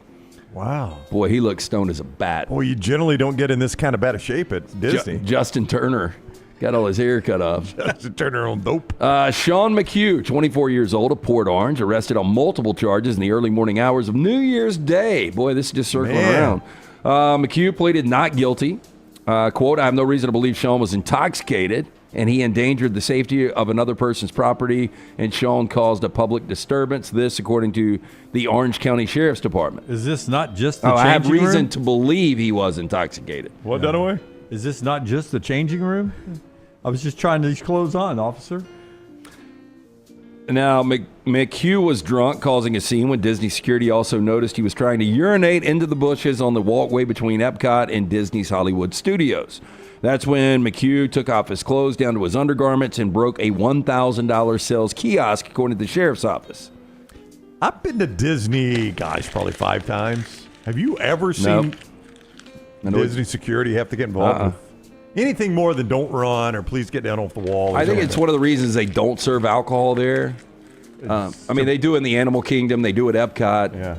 Well, I think they do that, because they don't want drunk guys like this guy. Yeah. That's what I'm saying. Yeah, 100%. I mean, did I tell you all the story about last time we were at Disney? Last spring, this couple they pulled out what looked like a tube about like that of sunscreen. And we were just waiting in line for a ride, so I was just kind of daydreaming and I was watching them. They pull out this tube of sunscreen and the guy twists the top off and opens his cup and he pours a liquid out of the tube of sunscreen, puts the top back on his cup, puts it back in their bag. I'm like, wow. That's one way to do it. That's the old sunscreen flask. And I really wanted to see it to see what the brand of the sunscreen was. To see how creative they had been in the name to try to get it through security. Here's our idiot of the day. Incensed that he was denied a free refill at a lemonade stand run by kids, Florida man aggressively grabbed a female victim, adopted a fighting stance, and warned that he would, quote, beat her up, according to cops. I want a refill. Now, investigators say Steve Cusimano, 45 years old, was walking into a Clearwater neighborhood around 7:30 p.m. when he observed lemonade stand being run by several juveniles and the victim. Cusimano purchased 1 glass of lemonade, then became very, quote, angry when he was not allowed to refill his cup. That's one of the things Cusimano needs to realize. Soft drinks, you always get refills. Tea, you always get refills. Yep. Lemonade, a lot of places you don't. Specialty drinks, generally no refills. Cusimano then allegedly grabbed the victim by the wrist aggressively while standing in the fighting stance, telling the victim he would beat her up. Cusimano left the residential area on foot, quickly apprehended by an officer. He is locked up in county jail in lieu of a $5,000 bond. He has pleaded not guilty. The places now you go to where you order like a Diet Coke and they bring you ice in a can. Yeah. You're like, I'm going to get popped for every refill on this one, aren't I? Yep. You know it ahead of time. I was in a place, I was in D.C. I was in a place where they brought you the can. I told my wife, I was like, I'm at least going to get 2 of them. I mean, I go through the Diet Coke, man. I drink that stuff fast. So you guys are fans of the Naked Gun franchise, right? Yeah, I was going to bring this up on the viewing menu. Have you seen it? I haven't seen it, but we've got the story here. There's a trailer. You can go to the Meltdown, youtube.com/@meltdown247 to catch me and Tim's reaction to this. Okay. Recorded it yesterday. After more than 30 years, Naked Gun film franchise back in action. Teaser trailer for the new reboot dropped at CinemaCon yesterday, giving fans of the original police spoof films first look at Oscar-nominated actor Liam Neeson. Yeah. Oscar-nominated actor needing a check, Liam Neeson. For Leslie Nielsen, the 70-year-old Taken star, is playing Lieutenant Frank Drebin Jr., the son of Nielsen's title character, and in the film he'll use the, quote, particular set of skills to lead a police squad and follow in his father's footsteps. Now, in the 1-minute trailer, Drebin, disguised as a young girl, strolls into an armed bank robbery in progress before he removes his elaborate costume and takes down the suspects. I'm a little surprised it's Liam Neeson. I was very surprised it is Liam Neeson. So I think it's the perfect choice because maybe 10 years ago, the movie Ted came out, and there was a little bit with Liam Neeson in it where he's buying a box of tricks at the supermarket, and he is hilarious in that bit. And also, Leslie Nielsen started out as a very serious actor before pivoting to... I did not. I'm not saying he's going to do a bad job. I'm just surprised, and I do look forward to seeing Liam Neeson, a guy that is saved so many people from bad guys, how he's going to take on this role. Ed Helms was originally going to be the guy, which I would rather have Liam Neeson than Ed Helms. Did you like the OJ joke in it that they did? It was perfect. Yeah, I thought that was actually pretty well played, and they put it right there in the. So everybody that's in it is the son of one of the original Naked Gun actors, and they're all in front of their dad's picture talking about their dad, and it cuts to OJ's picture. That guy right there is like, "No, man, I ain't gonna talk about my dad." It's pretty funny. It is the best trailer I've seen this year. Everyone should go watch it. Who's directing it? Do you know? Oh gosh, is it something? It's the person who directed Pop Star Never Stop Popping with Andy Samberg. Never stopping. Okay. Yeah, there you go. I think the other one was a Pringles ad that I just mentioned. Thank you, Melton. You're welcome. That's all I got. That's what I love. That's what I love about Melton is that he and Tyler don't really like the same type of movies, or they don't see the same type of movies. Well, Tyler sees them all. Tyler sees them all. Melton sees the good ones. Life is too short. Yeah, Melton, I agree Melton with Melton. makes choices. but our man Tyler sprays the board. Yes, he does. Don't ever start gambling because you will bet on everything. I never know what short is going to pop off. Like, I reviewed a Chinese movie a couple months ago. It's one of our most popular shorts on the channel. There you go. There's no chance I would have ever predicted that. You're big in China. Yeah. We've started putting tariffs on that content, but Yes. it's all going to work. I was going to ask if we would put a tariff on Tyler. Cut number 5 to end our show with here is next time we're together on this platform, Auburn would have played the semifinals, and if everything goes well, we'll be preparing for the national championship game later that night. That's at least Bruce Pearl's plan as well, and he is basically using the same type of motivation that Dylan Cardwell did after the SEC tournament. Here is Bruce Pearl on the urgency of an Auburn victory tomorrow. This is it. Like, we're running out of one shining moments. Like, we do it now, or like Dylan Cardwell said, this is his last free breakfast. Any morning, he's been prepared to wake up and not have a free breakfast. And so, there are a lot of T-shirts out. We want Dylan to continue to eat free. And so I think that's what it is. It's just a level of desperation that knowing that tomorrow could be our last game every single time for this group. And so they don't want this to end. If they win the national championship, if I was like Byron's Barbecue down in Auburn, I would say Lifetime. Dylan eats free for life. That's right. Hey, why not? Yeah. I mean, how often are you going to have to pay that Boy, off? back to the urgency. It is going to be a punch in the gut for any of these teams. Oh, yeah. I mean, especially for, as Bruce referenced earlier, him and Kelvin Sampson on the back nine. But when you've got a guy like Cooper Flagg, a once-in-a-lifetime player, and then all of this came together for Todd Golden, I think Todd Golden probably would take it the best. It's your first time there, you got to the Final Four, the promised land. Yeah, you always think you're going to be back. Now you're back, and Bruce Pearl's back now. So you've gone once. Now you're back. Now it's about winning. Yeah. It's about winning it now. Especially at that age. NASCAR brings you the show. NASCAR Fast coming back to Talladega, Brownie. TalladagaSuperspeedway.com. It is nothing more than the most exciting race you'll see all season on the NASCAR circuit, and you can see the Jack Links 500 at the Talladega Superspeedway, April 25th through 27th.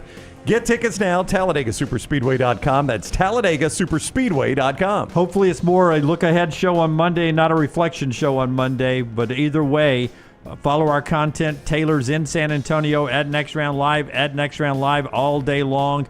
Basketball shows all weekend long, all there. Set your alert at Next Round Live and also on YouTube. Until next time, God bless you and God bless America.